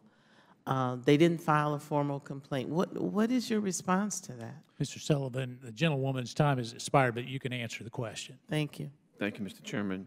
Well, Ms. Lawrence, we in the Inspector General's office do not normally investigate EEO violations. There's a separate process within most agencies. The IGs don't normally. But you have the responsibility. Yes, ma'am. I will answer that. So in this case, we did a very thorough and professional investigation, and some of the victims, quite frankly, told us they were afraid to report some of the Absolutely, it misconduct to their happens every day. supervisors. Because you don't have managers who take it seriously and respond. That's correct. So there were some of the victims that were afraid to report it, and then when they were interviewed by my special agents, they opened up and told us exactly what happened. And there were other victims that felt that Mr. Utro had absolutely was not held accountable at all for his actions. Okay, we'll follow up. If you can follow up in writing. The chair will recognize the gentleman from Tennessee, Mr. Duncan. Well, Mr. Chairman, thank you very much, and I'll say to Chairman Chaffetz, I appreciate him calling this hearing and staying on top of these matters. I'm in my 27th year in Congress. In that time, I've served on 4 different committees. And I've been in so many hearings about horrendous waste by federal departments and our agencies, very stupid decisions by federal departments and agencies. I've heard about these on the floor of the House from every committee. I've read about these dumb decisions and horrendous waste and all kinds of articles. But this committee is the main investigatory committee of the Congress. In the time I've served on it, we've investigated, I guess, almost every department and agency at some point or another. And we realize when we sit here that we just see the tip of the iceberg because we're not in these departments or agencies full time. So we're not seeing all the misconduct, all the waste that's going on. We're just seeing a tiny little portion of it. But I have to tell you, Mr. Myberg and Mr. Reeder, that what I've heard over these last few months about the EPA is absolutely the worst I've heard of any department or agency in the entire federal government. A few months ago, we were in here and we hear about this Mr. Beal or Dr. Beal, who pretended to be a secret agent for a number of years and drew, I think, almost $2 million in salary at the time that he was doing no work.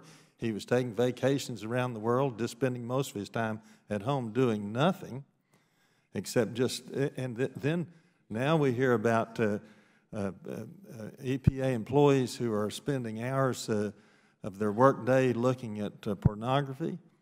And then we hear about another high-ranking EPA employee who's got 17 women charging him with sexual harassment, and it just goes on and on and on. And it seems to me that the people who are running the EPA, and both of you gentlemen are very high-level EPA employees. The people who are running the EPA should be ashamed. You should be embarrassed. And it appears that the EPA has too many employees and not who are not doing anything. And then the ones who are doing work seem to be running amok, going almost power mad, and it's just gotten ridiculous. And then I'm concerned about another thing.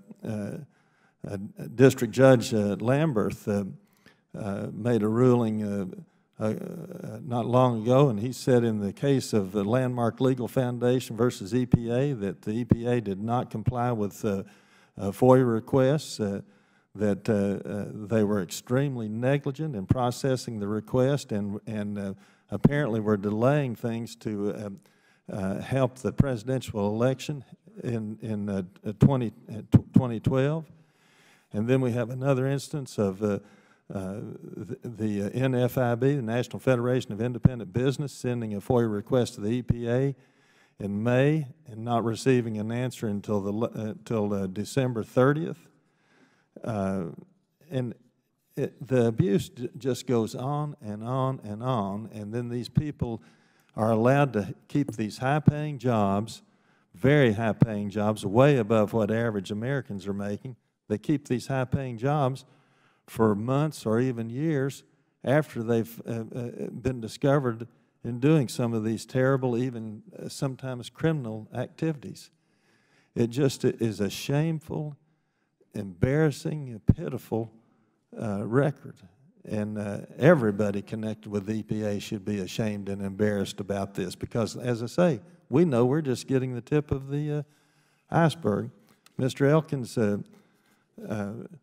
do you think and in fact, this man, Mr. Utro or Dr. Utro, was allowed to move his retirement date up so that he wouldn't be accessible to your people? Is that correct? Well, the facts suggest, sir, that he didn't want to talk to us, and he used the vehicle of retirement to effect that outcome. Do you think the EPA has been moving fast enough on these administrative procedures? It looks to me like they've been dragging their feet, as I think Mr. Lynch said a few minutes ago, trying to protect these employees, I guess because some of them were friends. Well, sir, I can't speak to the motives of the EPA right, I understand management. that. On the other hand, we've done everything that we can do on our end to make sure that we follow the facts and bring the facts to the EPA as soon as possible so they can act.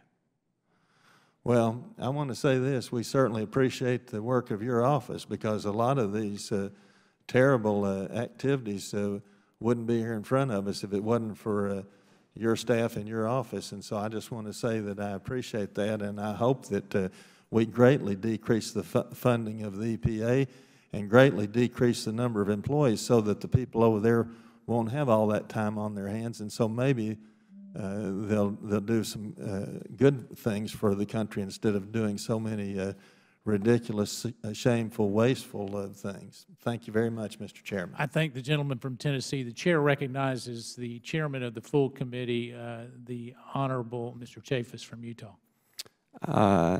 Thank you. I do appreciate it. Mr. Myberg, what viewing pornography at work, is that allowable or not allowable? That is not allowable by very explicit EPA policy.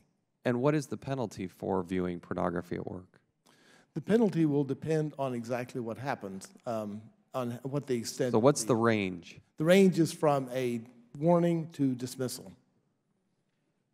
Now, you say in your testimony, page 2, all the EPA employees who work so hard especially deserve that we deal with the misconduct or poor performance swiftly and with integrity and professionalism. Do you think you lived up to that standard?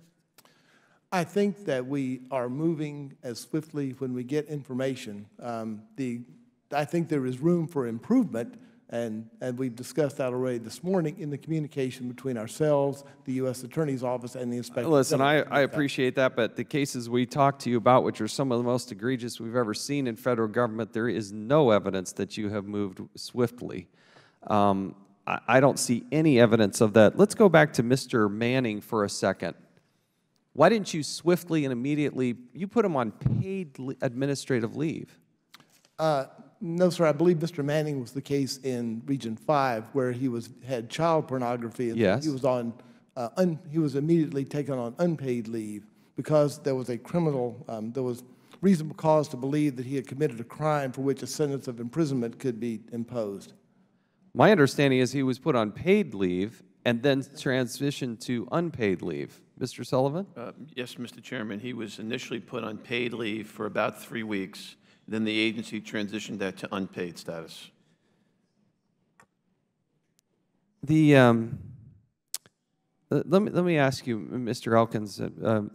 Last night, my understanding is the EPA administrator sent out an email rescinding the MOU with the FBI.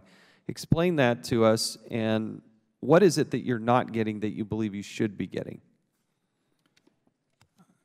Thanks for that question. Yes, I did receive just around 5:30 last night an email from the administrator that stated that she had decided to rescind the MOU. What that really does is murky up the waters. We have never said that the OIG did not want an understanding or an agreement with the agency and the FBI so that we all understand what our roles are. You have to understand, sir, that we are in an environment where we have agents who are armed, who may find themselves in situations, if they don't know what they're doing, you can have a blue-on-blue sort of situation. It's a very dangerous situation. What the administrator's memo basically has done is that now we really don't have any guidelines. What we have is that OHS now will make the determination and work with the FBI on any intelligence matters to come in. It seems that whether or not they're criminal misconduct, we don't know, and the OIG is then dependent on the OHS informing us as to what's going on. I've been having this discussion for 5 years. That's been the practice. It's never worked, even with the MOU, and now since the MOU has gone away, what gives me any assurance that things are going to be any different? So we are back to square one again in a murky situation, and so that's the problem that we have. The OHS has investigators. That office is growing. They even have more investigators now with guns and badges. So the situation is actually getting worse rather than better. So how should it be? What should, from your opinion, you've been around the block for a long time, how should it be? Well, what should happen is a clear acknowledgement of the OIG's primary role in serving as the investigative arm of the agency where employee misconduct is involved. Irrespective of whether it's an intelligence issue or whatever the matter is, the OIG should be the point of contact. That message needs to come clearly from the administrator so that everybody understands what their roles are. That has not happened. Mr. Myberg, what's unreasonable about that?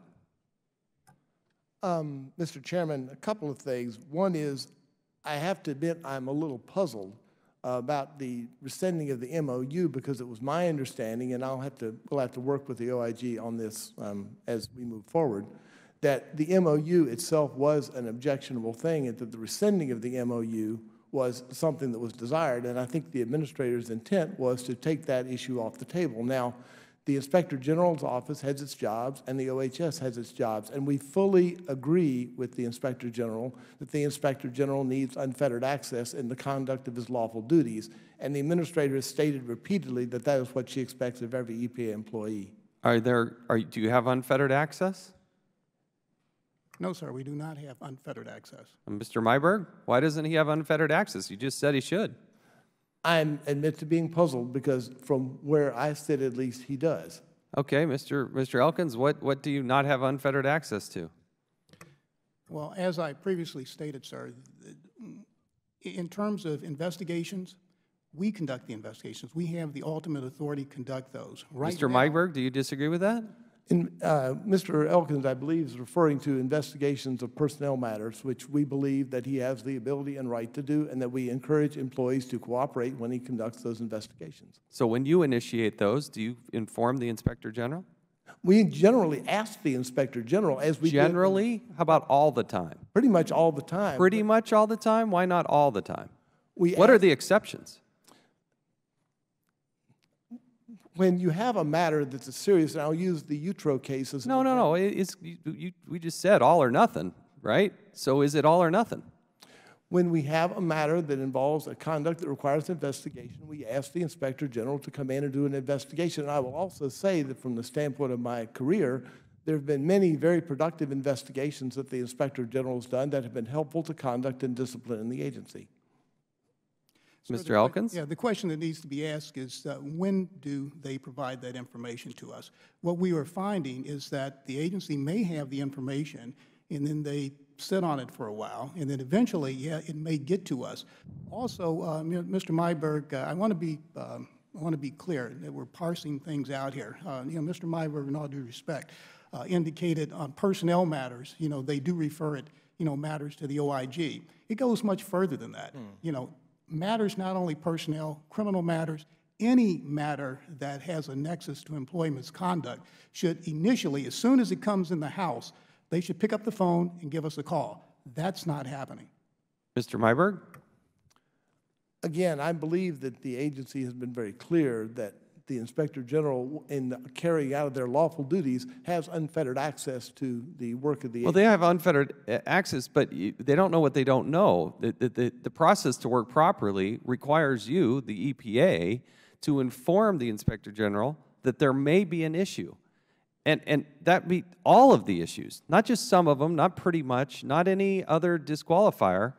And I think what we're looking for is the administrator to clearly articulate that throughout in some sort of letter or memo or letter to Congress or letter to, without getting somebody else involved. And that's where they're bumping into other people, and that's where I think it's causing a lot of rub.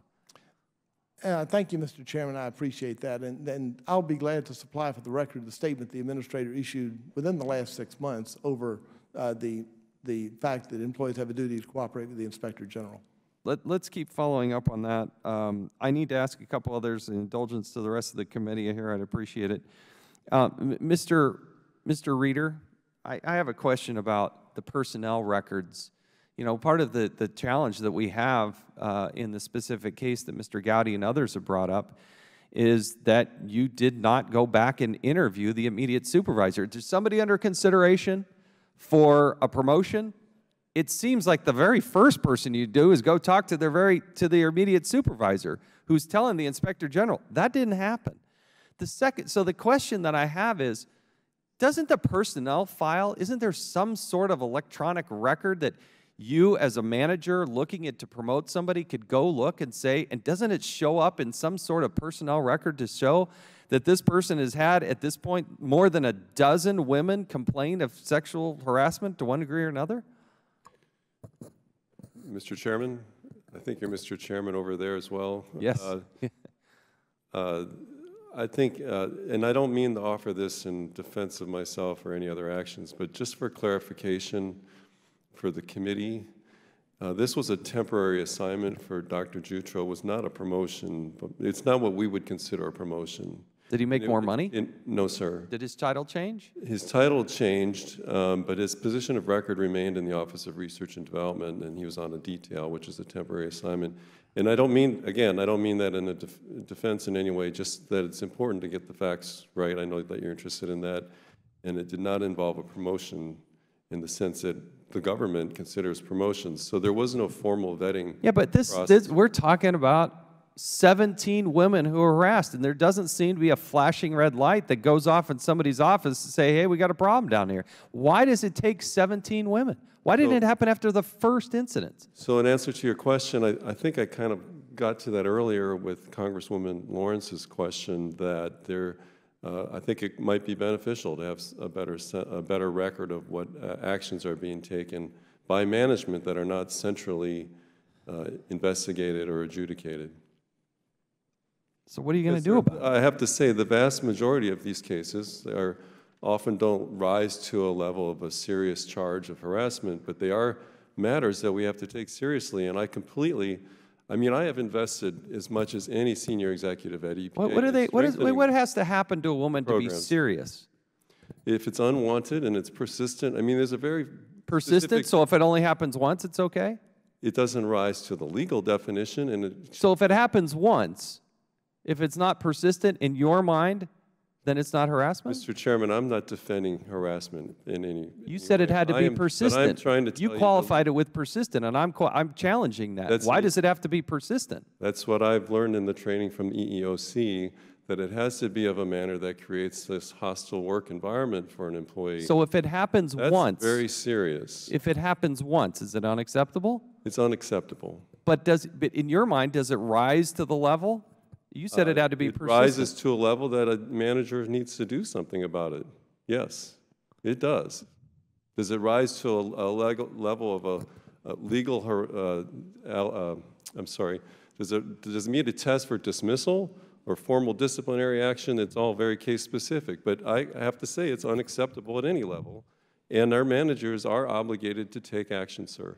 And I appreciate the indulgence here, but your written policy says sexual harassment, written reprimand to removal. This, again, it's obviously not working, and it needs clarification. With the indulgence, one more question. I was asking if there was a penalty for watching porn, and you says it depends on what happened.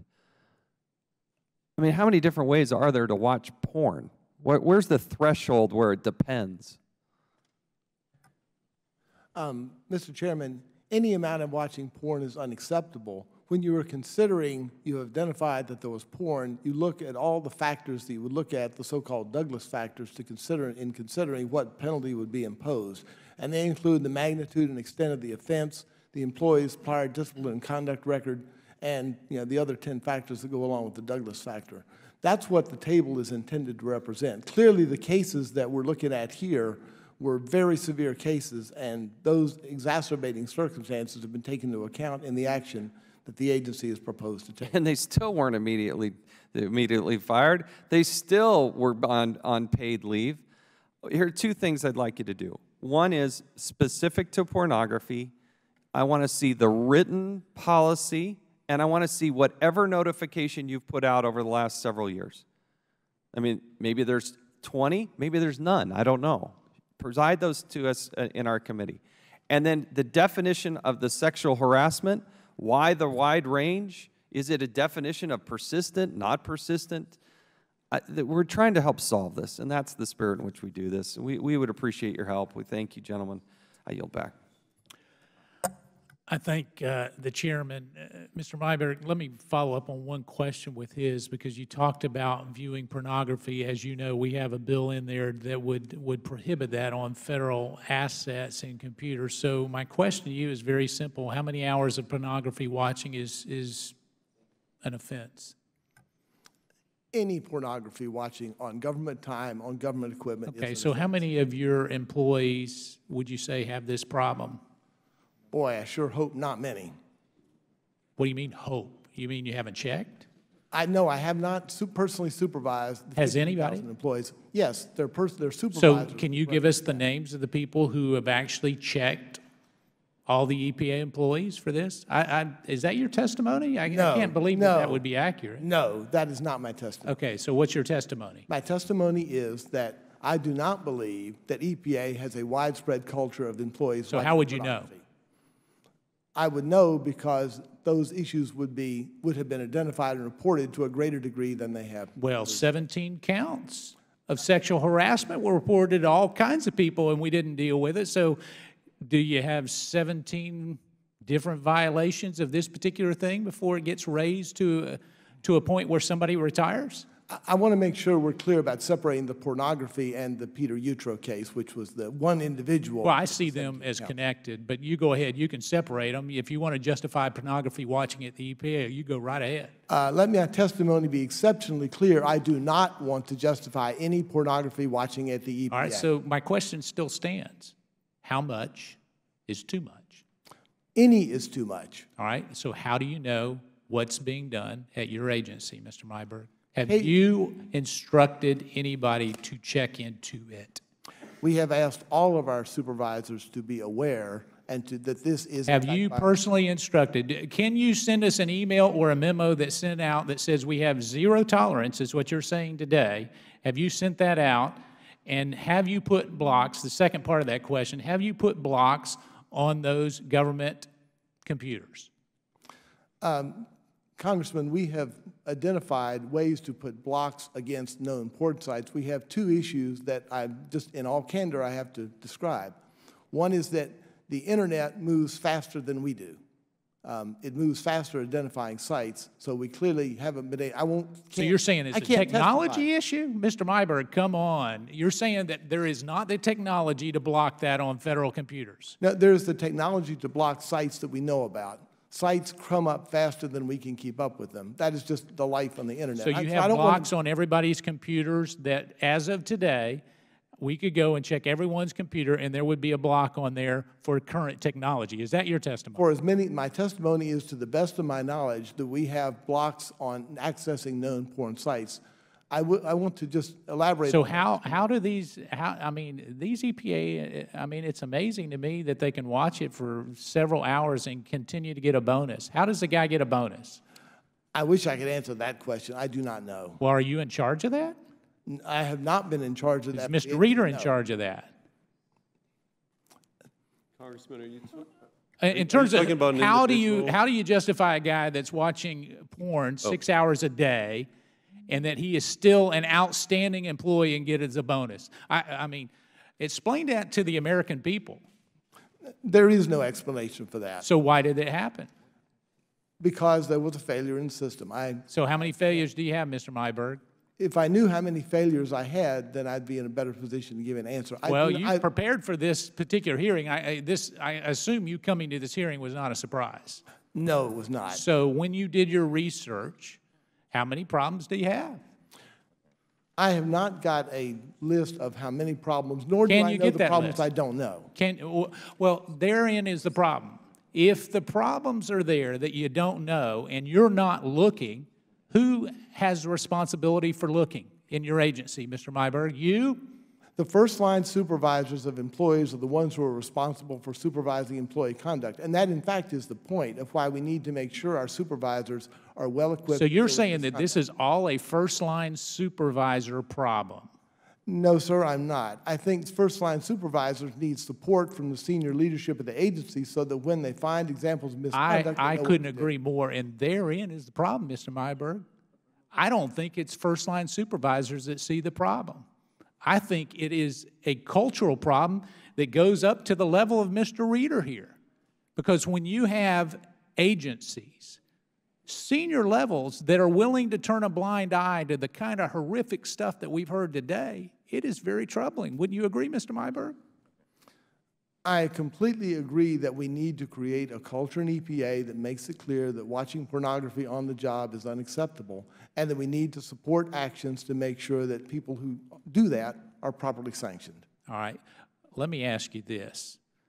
We get whistleblowers. I've gotten people on Telmark at mail.house.gov that give me all kinds of insight. I'm finding more information about your agency than you are, Mr. Myberg. Wouldn't you say that that's a problem?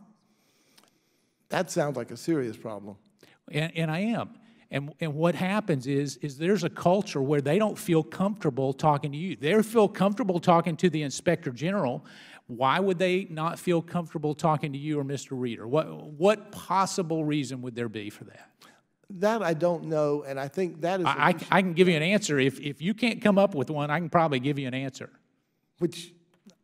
Let me just state what my own view is. I do think we need to create a culture in EPA and support it at the highest levels, and the administrator shares this view, that people ought to feel comfortable in bringing things forward if they are concerned. Well, here's the commitment. I think that it is a bipartisan commitment here, Mr. Myberg. This will stop. Because you know why? Because it actually creates a very bad picture for the hundreds of thousands of good workers. And every time you give a bonus to someone who has violated it, and you say, oops, I made a mistake, there are 3 or 4 other people who are saying, why did that person get a bonus when I'm working very hard and I'm doing the very best job that I can, and yet they get rewarded? Don't you think there's a problem there, Mr. Myberg? Congressman, I completely agree with you that the biggest obligation, even apart from the individual actions or other kind of behavior, is the impact on other employees, because you're quite right. Employees at EPA do not deserve to be tainted by the actions of a few bad individuals. So how many people have you fired because of that? Me personally? You personally. Because when you say that, could you clarify what Looking you at mean by pornography or sexual harassment, how many people have you personally fired, Mr. Myberg? I can give you the answer. I know it, but go ahead. This will be interesting. To the best of my knowledge, in my previous role... I'm talking about in your new role since you've been there, you've come back. How many people have you fired? In the last 6 months? Yes. No, none. 0. So is there a problem today at the EPA? I believe that we are very clear at EPA about our policy with respect to pornography or sexual harassment, and that we will be carrying out that policy. I believe that you have a policy, but I believe that you're not enforcing it, because Mr. Reeder, in his talking about the policy, he talked about the fact that it is up to the first-line supervisor to report that. Wasn't that your testimony? I testified that our policy requires managers to take action if this is brought to them. Well, when you were talking to Ms. Lawrence, I listened very intently. You said that it is important that they mention it to their supervisor, and the supervisor is to take action. That was the policy. Is that your testimony? That's correct, sir. Okay. If that's the policy, why would you not have checked with a supervisor in the case of Dr. Jutro? I did check with his chain of command. So you didn't check with his supervisor. I did check with his direct supervisor. But the policy says go to the supervisor, so the supervisor is the only one that would really know under your policy, and yet you didn't go to him, did you? I did assume that his senior folks in that office would have been informed of any serious misconduct. I did. And I would be more, as I mentioned earlier, I would be more explicit in that check were I to do that again. Congressman, may I address one other? You had asked about about the culture at EPA, and there is some data that addresses that. And I have to agree with Deputy Myberg that EPA does have a healthy work environment, I believe. And I do, you know, Mr. Reeder, let me just tell you, we're checking into facts here. I know. Your opinion on a healthy environment and the reality of the facts don't line up. Well, the fact is that EPA employees were surveyed. I've gone way over my time. The ranking member has been very gracious. I'm going to recognize the gentleman from Wisconsin, Mr. Grothman. Thank you. I'm going to follow up on that just a little bit. Just so you know, in my area, and we're supposed to be here looking for jobs and improving the economy, there is no federal agency that is perceived to lack common sense more and doing more to endanger the American economy than the EPA. Okay, and people, when I talk to them, always kind of wonder what these people are doing in Washington, that they're so far removed from reality when they come up with new regulations and this sort of thing to kind of penalize or hamstring American business. Now, this isn't exactly the type of hearing that I thought I was signing up for when I ran for this job. I thought I was going to be, talking to the EPA about, what are your people doing when they come up with these ridiculous ozone rules. Now we kind of know, at least what some of them are doing. How do you, is it really true, what these people are saying on here, that there were some of these people spending 2 to 6 hours a day watching porn? Is that accurate, what the testimony we're getting here? It is accurate that we had 3 cases, or one of which was a criminal case, and then 2 other cases that were identified within the last couple of years, that those 2 employees were watching unbelievable and completely offensive and unacceptable amounts of pornography. That is 2 people out of a very large agency. And that's not to be defensive about that at all, it just is to state it.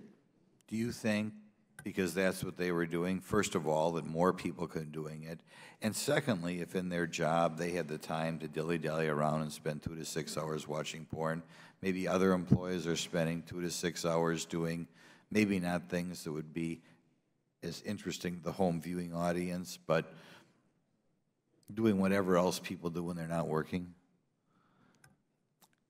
Congressman, I believe from my experience with EPA that is a very, very small number, that the vast majority of vast majority, and I think the Inspector General would agree with me, the vast majority of EPA employees are dedicated and hardworking and doing the things to protect the environment for the people of this country that have produced a much cleaner environment over the last 45 years.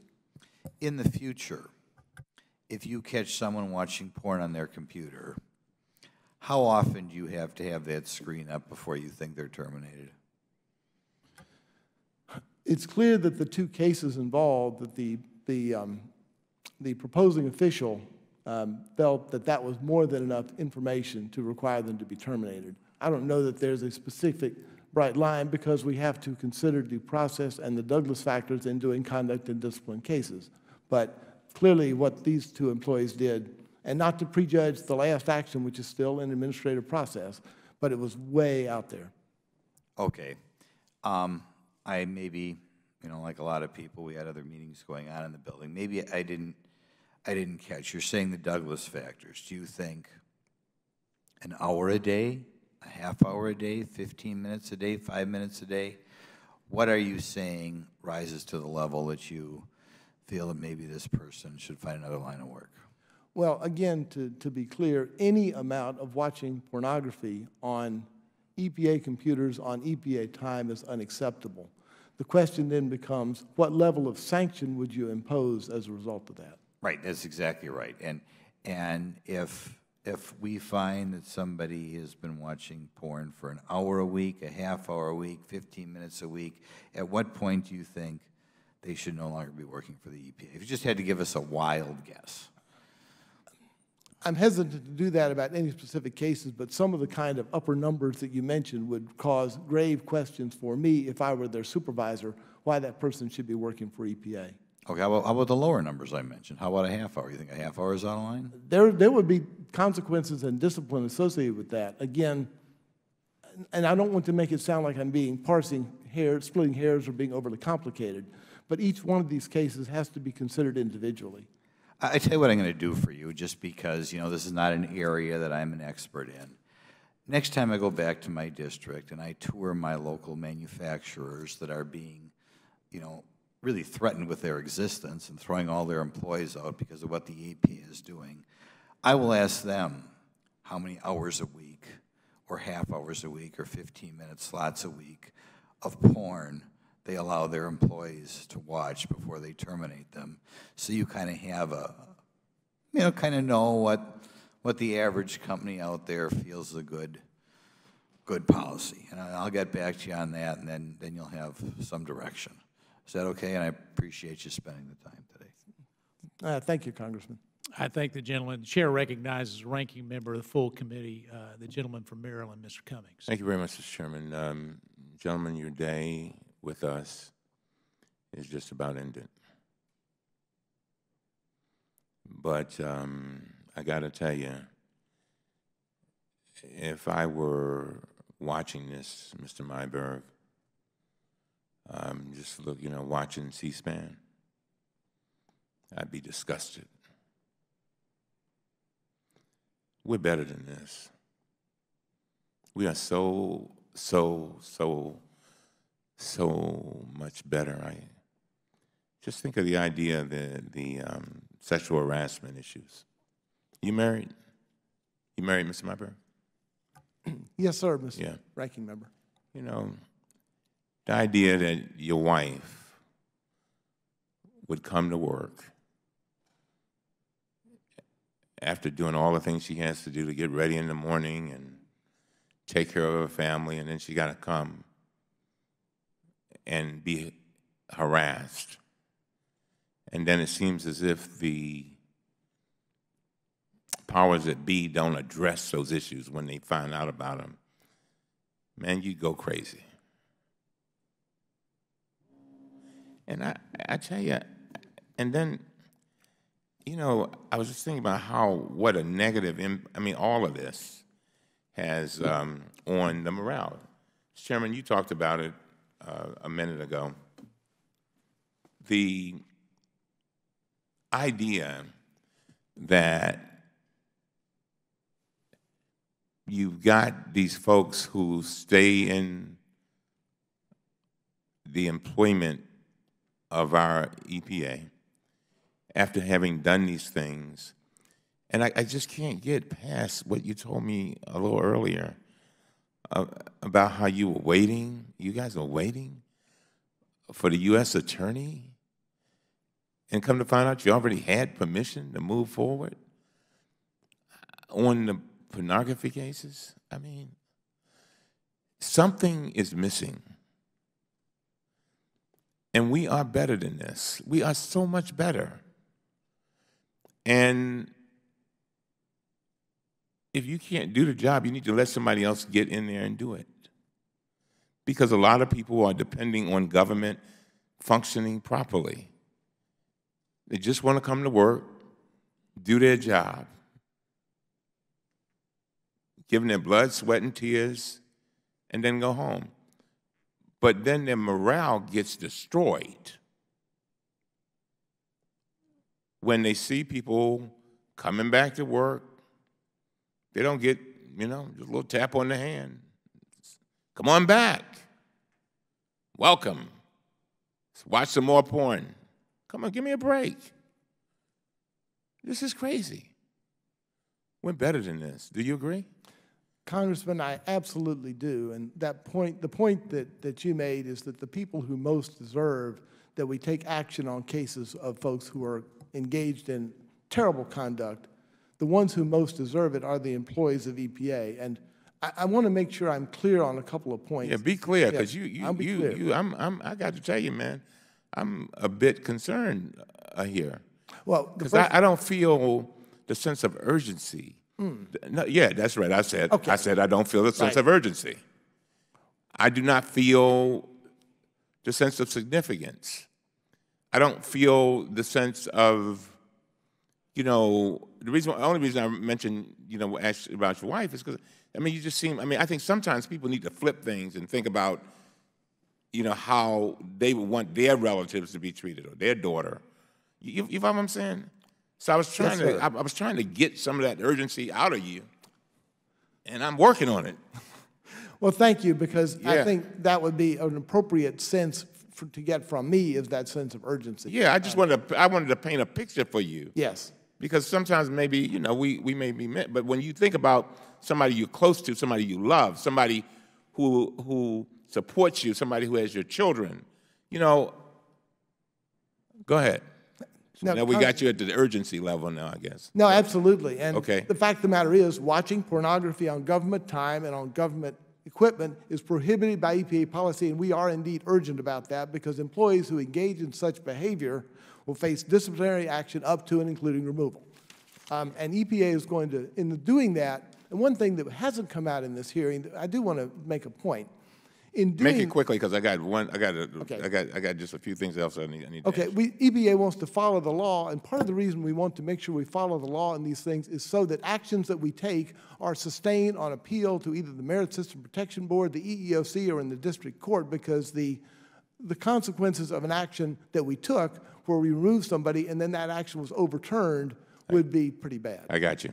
The Merit System Protection Board submitted a statement for today's hearing stating that current law permits an agency to take adverse employee action, including removal based solely on an employee's sworn statement or admission, and several MSPB decisions are cited.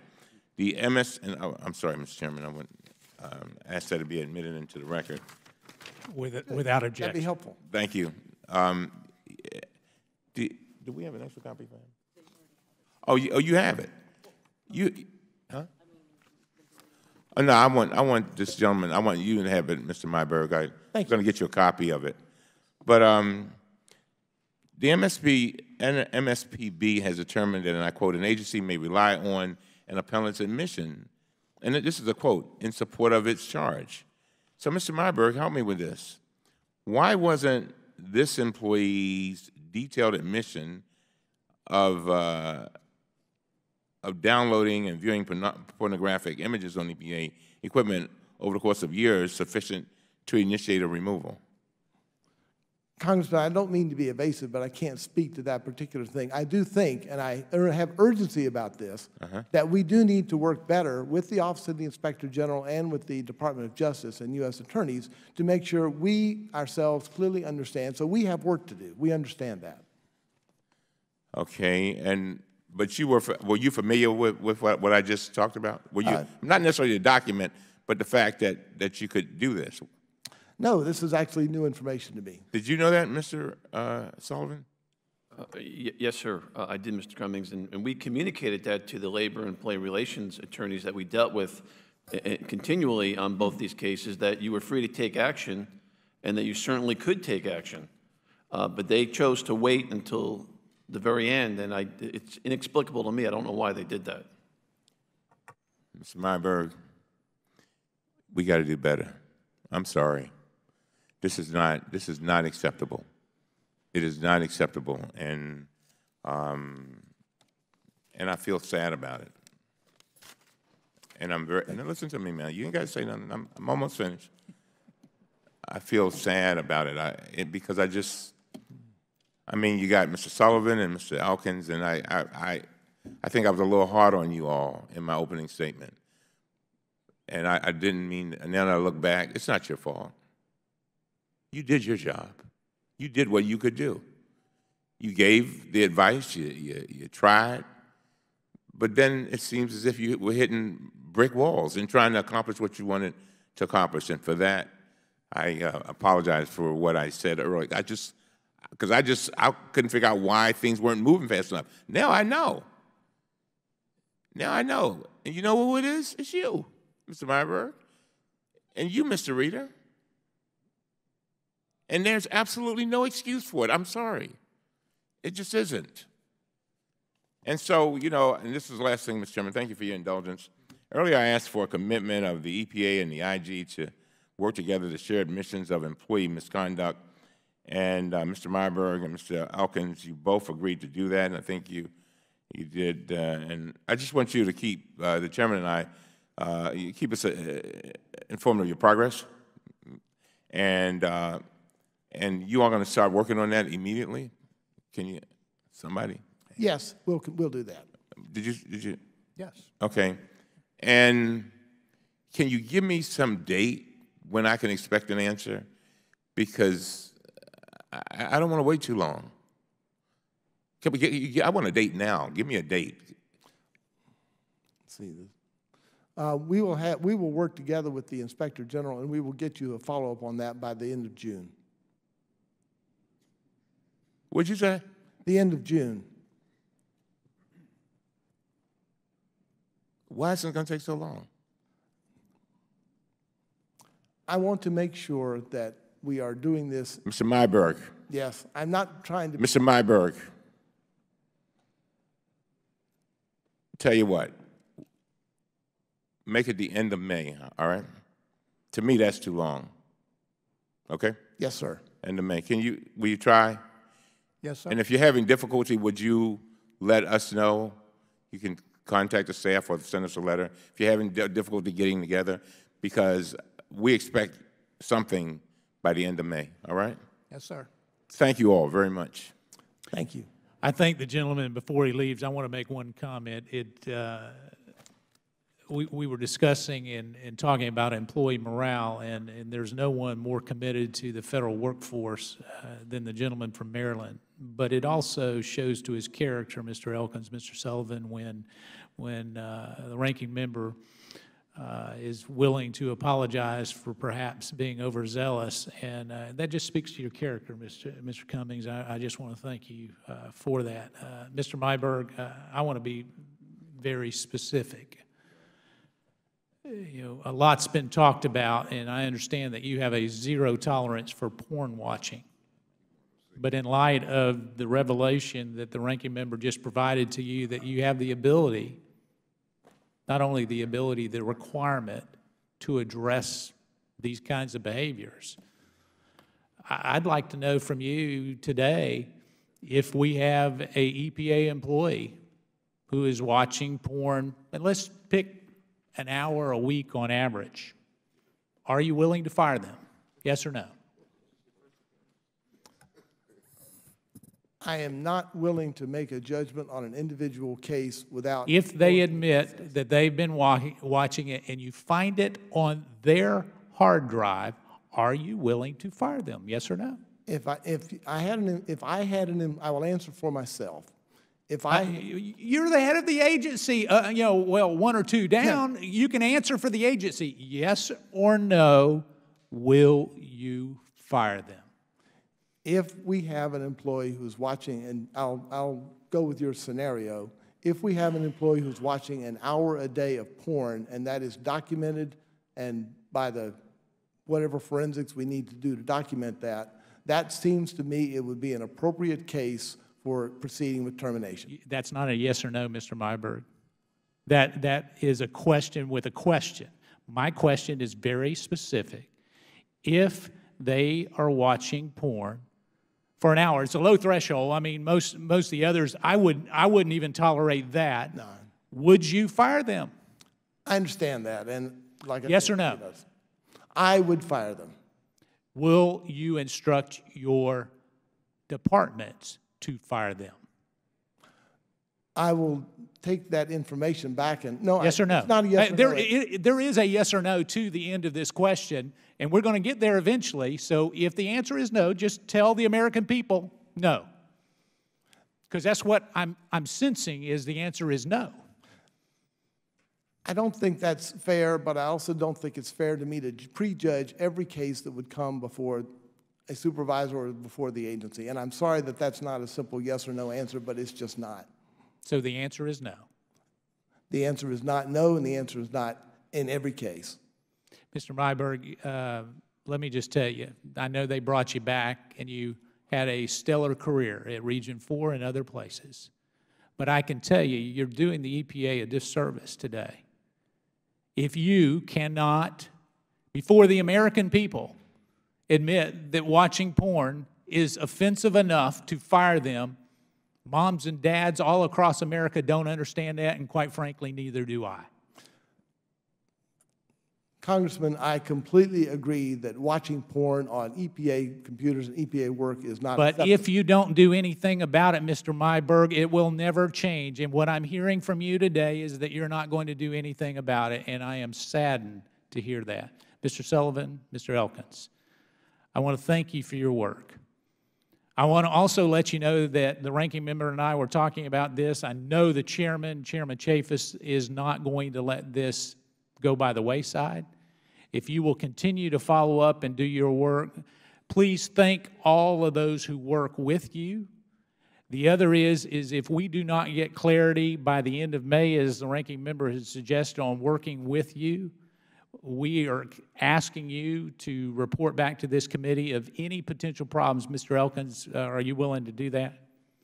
Yes, sir, and thank you for your support. Well, you have it. I would also suggest at this particular point that there would be a 72-hour, Mr. Myberg, if at 72 hours, if you have an employee issue, that you would notify Mr. Elkins within 72 hours, your supervisors or anyone else, on anything that may be of a concern, and let the Inspector General determine whether it needs to be something that needs to be followed up on, not just those that you think are important. Wouldn't you agree that all, as your previous testimony would indicate, need to go to the Inspector General?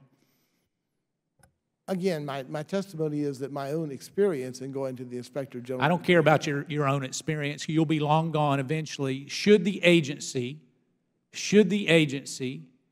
have a commitment to refer all, A-L-L, all, to the Inspector General? Yes or no? Not, again, not to parse hairs, but when you say all, are you referring to all issues of employee misconduct? Yes, specific? all issues of employee misconduct or potential employee misconduct. All, A-L-L. The reason I am hesitating, and again, it's not to parse words, is that Well, you are parsing words, I know. and so I would suggest that you get somebody else to come and testify the next time around. Mr. Clay, if you would, we'll recognize you for 5 minutes of questions. Thank you so much, Chairman Meadows. And I know that some of this ground has been covered already, but I'd like to focus on the case of the GS-14 Environmental Protection Specialist. Help me with the timeline. On May 2nd, 2014, the IG received allegations that this employee was viewing pornography at work. On May 8th, the IG interviewed the employee and took his sworn statement. On June 19th, the IG provided the EPA with a copy of the employee's sworn statement. It took the IG about a month after the statement was given to provide the EPA with a copy. That is a quick turnover compared to the case of the geologist. Despite receiving the sworn statement on June 19th, the EPA did not start the process of removing him. Instead, a dialogue ensued between the EPA and IG over the next 10 months regarding additional evidence. On February 23, 2015, the U.S. Attorney's Office for the District of Columbia declined prosecution of this case. The IG communicated this to the EPA in its final summary memorandum report on March 13, 2015. After this happened, the EPA acted quickly, issuing a notice of proposed removal on March 23, 2015.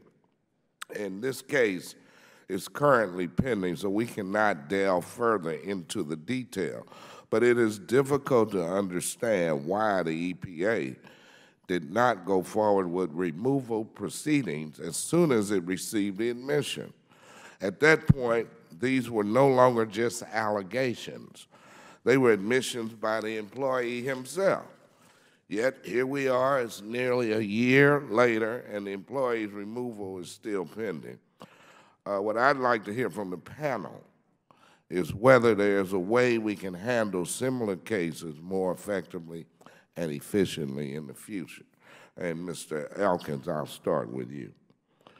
Yes, sir. Thank you for the question. I think initially in our conversations and, after we completed an investigation, we immediately, timely have a conversation with the agency as to what our findings are.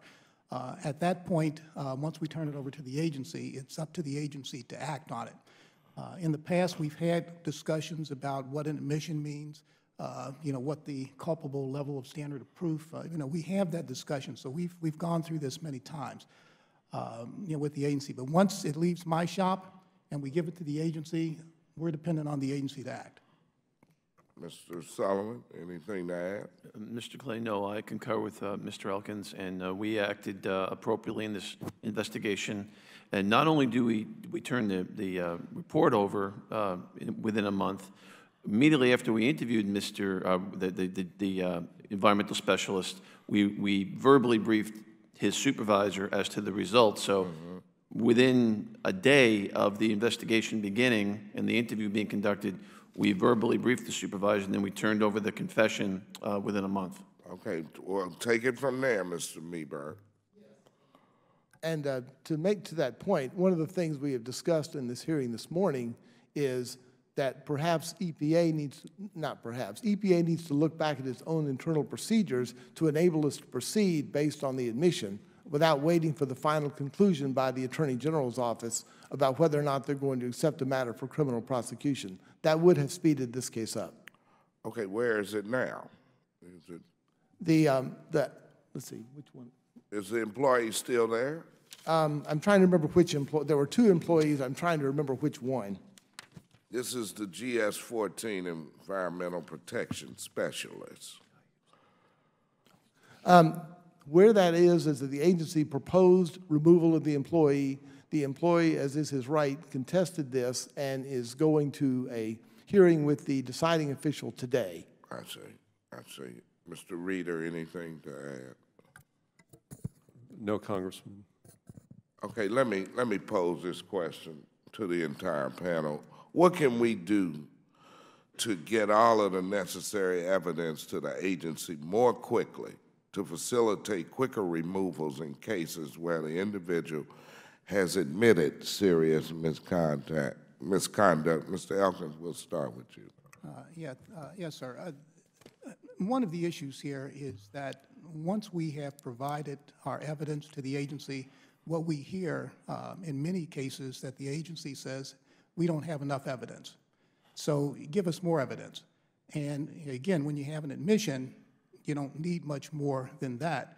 And also, we're not talking a criminal case where the standard of proof is proof beyond a reasonable doubt. It's a preponderance of the evidence. When we prepare a case, and that case is going to the U.S. Attorney's Office, we prepare it to meet the burden of beyond a reasonable doubt. When we turn it over to the agency, it's a lower standard. So they've got everything they need, but yet what we hear and what we've heard from the agency is give us more. Now, did the agency ask you, tell you that in this case? Yes, I believe in most of the cases that I've been involved with, that's what I've heard. Okay, Mr. Meeberg, tell me why the agency needed more evidence after you had an admission from the employee. Congressman, I can't speak to this particular case on that matter. As a general matter, the agency has wanted to make sure that we weren't taking any action to interfere with a possible criminal prosecution or with the Inspector General's investigation, which was not the issue in this case, and to make sure that we had enough information so that when we took a final action that was subject to review, that it would be sustained either administratively or in the courts. Our worry, our fear, if you will, is that actions that we take are overturned, which would result in not only having to pay back salary and attorney's fees and possible penalties, but then the employee ends up being reinstated in the agency, and that would not be a happy outcome. Mr. Reeder, okay, so now this employee is going to an administrative hearing to contest his firing? I know that only because of Deputy Administrator's testimony. I am not familiar with this case. You're not familiar with this one. My time is up, but thank you for your... I thank the gentleman from Missouri. If there is no further business before the committee, I'd like to thank all the witnesses for being here today, and this meeting of the Oversight Committee is adjourned.